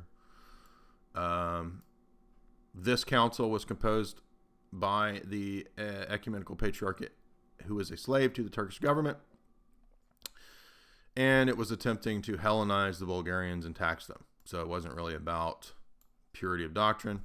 It does not condemn what we call, quote, racism. Racism, by the way, is never mentioned as a sin in the Bible. This is an invented sin by Lenin and Trotsky and those characters. Come on. Racism is used in both an anti-ethnic hatred sense, which obviously, yes, we don't believe that. You can't hate people. And it's also a normal nationalistic love and preservation for one's people. Both are called racism nowadays. Yes, and this is why the Russian Church's statement is a very balanced, accurate way to put it. And everything that I understand of traditional Orthodoxy is encapsulated in the Russian Church statement, Church and Nation. So the council does not condemn racism as we know it. It condemns tribal bases for church government. Yeah, so exactly. It has nothing to do with what people are trying to twist it into, as if people in 1870 were Martin Luther King. Give me a break, dude. No, they weren't. And everybody knows that's not true. So that's my position on church and state, and nation and ethnos. And I don't know exactly how that relates to Matthew Johnson. So anyway, are we getting down? So we got another super chat. I guess I'll stay here all day if you guys keep sending super chats. Thank you. Adam says, JF's position seems to be... I have a glass of water, man. I've been talking. JF's position seems to be that subjective denial of universal... Yes, correct. This is why I kept hammering home the point about universal truth claims. Is because, as I showed in... again, to me, it's not controversial. Let me remove this here. In predicate logic, a universal quantification is a type of quantifier, a logical constant, which is interpreted as given any or for all. It expresses that a propositional function can be satisfied by every member of a domain of discourse. So you notice even in this definition, they're like avoiding, metaphysical questions. They're trying to, even encapsulate it just to the domain of discourse. Okay, whatever. In other words, it is the predication of a property or relation to every member of that domain or subset or set. Exactly. It asserts that the predicate is within the scope of a universal quantifier, and that it is true of every value of a predicate variable. So if I say all trees grow, or even if I say all trees are trees, right? Like Bertrand Russell said, a law of identity, a version of a law of identity statement. It's a universal truth claim, okay? It posits universality regardless of how many people or the just because one dude in Canada said it that has nothing to do with what a universal truth claim is. And now let's say that we go the JF route and say, okay, well, I want to go to the extreme and I want to say, I don't accept universal quantification or qualifiers in first order logic. I don't accept that. The problem, as you point out here, Tanner, correct, which you're correct, is that even when you subjectively deny the possibility of universal truth claims, that claim still entails some universality or some truthfulness that you think is objectively the case. And so basically it just boils down to the same old thing of nothing is true. And then I say, is the statement nothing is true true? That's not semantics. That is a core argument in mathematics, right? Gödel's incompleteness theorem is a version of this. It's a core argument in epistemology. It's a core argument in cultural relative, right? This relates. Oh, this has no. This is just is cultural relativism semantics? No. Female circumcision, right, versus trannies. No. Cultural relativism, which is a version of epistemic relativism, is absolutely practical. It relates to the here and then. We're dealing with it right now. So if we adopt all this relativism, which is what the modern world is founded on, right, because of Darwinism, because of perpetual flux, everything is in flux. If everything is in flux, then it's also true that the proposition everything is in flux, right? But that's how stupid this position is and what it boils down to, but nobody wants to go there, right? So yes, the ultimate, the takeaway from this is that you can't just weasel out of something because it's difficult for your position and say, well, Yeah, I don't want universal truth claims. I reject universal. I'm just making a local truth claim. It doesn't matter. The location, even when you limit it, even when you limit something, as I said, remember earlier in this talk, even when you say something is just a particular, the dog is red, it still utilizes universal truths, right? What is redness? You're assuming that there's some property, which is something that you, through pattern recognition, have seen over and over and over, redness, that this is a real property that the dog has. So this is the problem of universals and nominalism. So yes, so there's a lot of different ways to cut this, to go about analyzing the problem. But as we said, ultimately, I'm just making the same analysis of looking at knowledge, epistemology, metaphysics. And I'm saying that if you start with the position that everything is material, it leads logically to absurdity. Are there serious philosophers that argue JF's position? That's a funny question because, it depends on what we mean by, but if you mean recognizable, known philosophers, I don't really count Dawkins as a philosopher. And you ask serious philosophers. I'm guessing that probably the closest to what I understand JF's positions to be would be somebody like maybe Daniel Dennett, but because Daniel Dennett's so hardcore as a the idea that the body is just a biological machine. But I think JF has a video where he critiques Daniel Dennett. So there's something about Daniel Dennett that he doesn't like. Probably Daniel Dennett probably thinks logic is universal or something like that. I don't know. I haven't watched all of JF's videos. But anyway, a serious philosopher that I think JF is a collection of Dawkins and Nietzsche, maybe Feyerabend, because Feyerabend, who's interesting, he actually has some insights because he wrote against method. So Feyerabend has a book against Popper and against these kind of positivists, and he kind of goes out there, right? He's not afraid to go out there and say that, and actually Feyerabend kind of gets close to some of the stuff I'm saying. Now he's obviously still, I guess, in the scientism category, but he, in a way, is kind of like JF, because of scientific anarchism, which I think JF says, "Oh, I am a scientific anarchist," but at the same time, he can't really use Paul Feyerabend because he's more towards my end of things. So anyway, I don't know. That's a great question. Is there I don't really get what this position is, except that it's like a mix of Hume and Nietzsche and maybe Feyerabend and Dawkins. So, and Daniel Dennett maybe. So anyway, I guess we'll call this a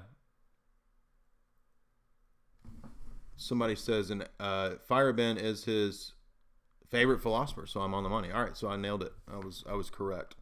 But yeah, there's some weird thing. I mean, I'm sure that, somebody's favorite philosopher, you're not going to necessarily accept everything they say, but yeah, I think there's problems with saying there's no objective method, and just because there are weird systems doesn't mean that doesn't mean that math and logic doesn't build bridges and rockets and computers. It does. So anyway, I've been talking for too long. This is 2 hours or so. I don't know how many hours we are. Yeah, 2 hours. The rest of the talk, we will go through more on numbers and metaphysics, more on logical fallacies. In specific, we're going to go through each one of the most prominent informal fallacies. And I'm going to give my examples, because a lot of times, like if you go to websites and you look up informal fallacies, it's a bunch of basic bitch atheists who literally try to make every statement a theist says into some fallacy. So we're going to do a Jay's analysis version of the logical fallacies, and not frickin' SJW Hillary supporters trying to do Quite literally. I mean, like I go to, if I type in informal fallacies and I see some website and I go to the website and they're giving the examples and it's like, if they're like going after gun rights people. They're going after, they're like making these feminist arguments as examples. I mean, it's just fucking stupid, dude. Get that out of my face. So we're going to do real examples of logical fallacies, informal fallacies, not from atheist.com or whatever. So anyway, I'm about to quit and I keep getting questions. Is what you said, is that a universal truth? Is what a universal truth claim? You've said before that the Orthodox don't do dialectics. Correct. Does that mean they don't question assumptions in a modern way? No, when I say Orthodox don't do dialectics, I'm speaking in a very specific sense of God, history, and dialectic, or the way that we avoid Origenist dialectics, or the way that we avoid the idea of things being set in tension. Like the fall didn't... one thing the fall did for man was give man the tendency to put things in tension. So after the fall, men and women, whereas they should be kind of complementary in a harmony, in a complementary sense, right? The two genders, they are, because of the fall, in tension. They're in a dialectical tension. Platonism is a great example of dialectical tension between principles. Plato believed that he didn't have a fall, obviously, but whatever schism that had the original severance that created multiplicity or particularity distinct from the one, in Plato's mind, this was in tension. This is a problem. In Far Eastern philosophies, the one is in tension against the many. So in our view, we don't see there being a problem in things being distinct, different, and particular. There's not a problem in male and female complementarity. The problem is in the idea that these things need to be in conflict. And this is really the whole idea of Hegel's philosophy. This is why Hegel's philosophy has to be rejected, is that it's just like Marx, it's all based on dialectics, right? And that this contention is what leads to we don't believe that. We don't believe that any of these things are naturally or inherently in contention. This is another reason why we don't accept Darwinism as a grand metaphysical principle, right? It's very problematic to say that that progress always comes from things being in tension. It can, in this fallen world, at times it does, but that doesn't mean that every single thing, and this is what humans are, creatures of extremes. They love to go to extremes. Max Tegmark, because he's a mathematician, thinks everything is math, right? Biologists think that through biology, they can discover every single thing, and all questions are solved through biology. None of those things are true. This is the great truth of Plato's Apology, right? When Socrates goes around the town and he interrogates people and questions them, which, by the way, you'll notice that's what I've been doing.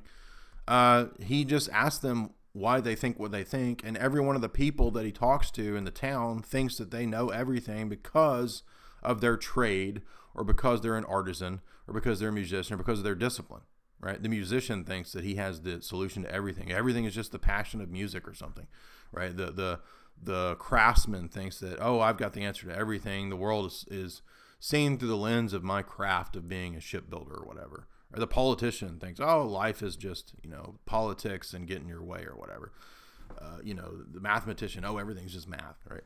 And this is because humans are creatures of extremes. We love the idea that the thing that we've looked at for 20 years explains everything. I think that to a degree, because we're finite, we'll never completely get away from that. I mean, we're always going to be having some kind of worldview.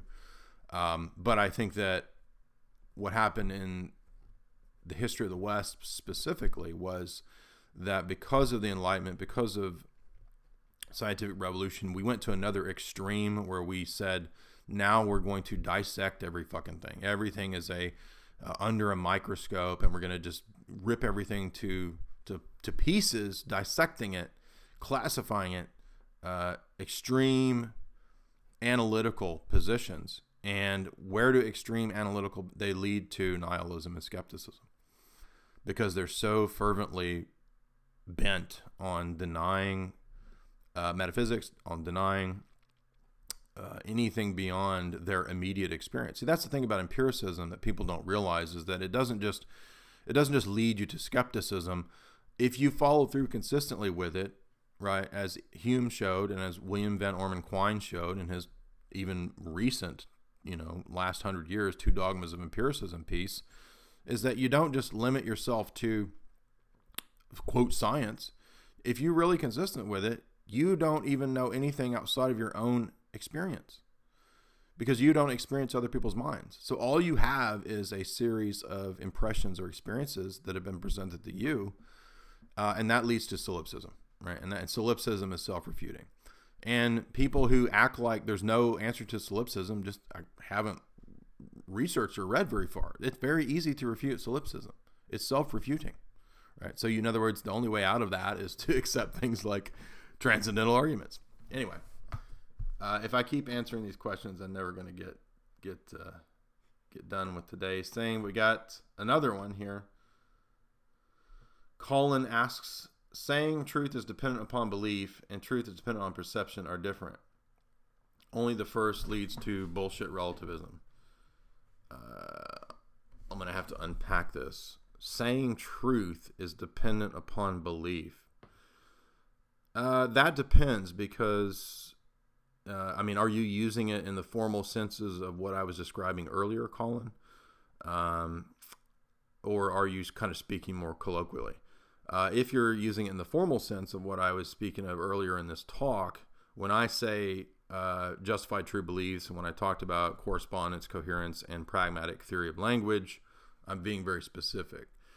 So in that sense, all truths are dependent upon beliefs, because everybody in their worldview has at base axioms or founding preconditions, whatever you want to call them, transcendentals, that cannot be justified or ultimately circular. At a certain point, everybody's philosophy gets circular. I don't care who you are. And this is why classical foundationalism is wrong. So ultimately, I would disagree that truth being dependent upon belief. And by the way, that doesn't lead to relativism, because even though everybody's basic foundational beliefs are circular, the way that we distinguish true from the false is by comparing paradigms. So that's what I was doing in the debate. That's what coherence theory is in terms of epistemology and truth claims. Truth is dependent on perception. Your second question there, or statement, that's empiricism. And in fact, truth dependent upon perception is what leads to relativism, because naive empiricism. By the way, somebody was asking JF in one of his streams about naive empiricism, and they thought that this is like a pejorative. No, that's an actual term for a position in the history of philosophy and epistemology. Naive empiricism is just the idea that all we know is what's based on sense perception.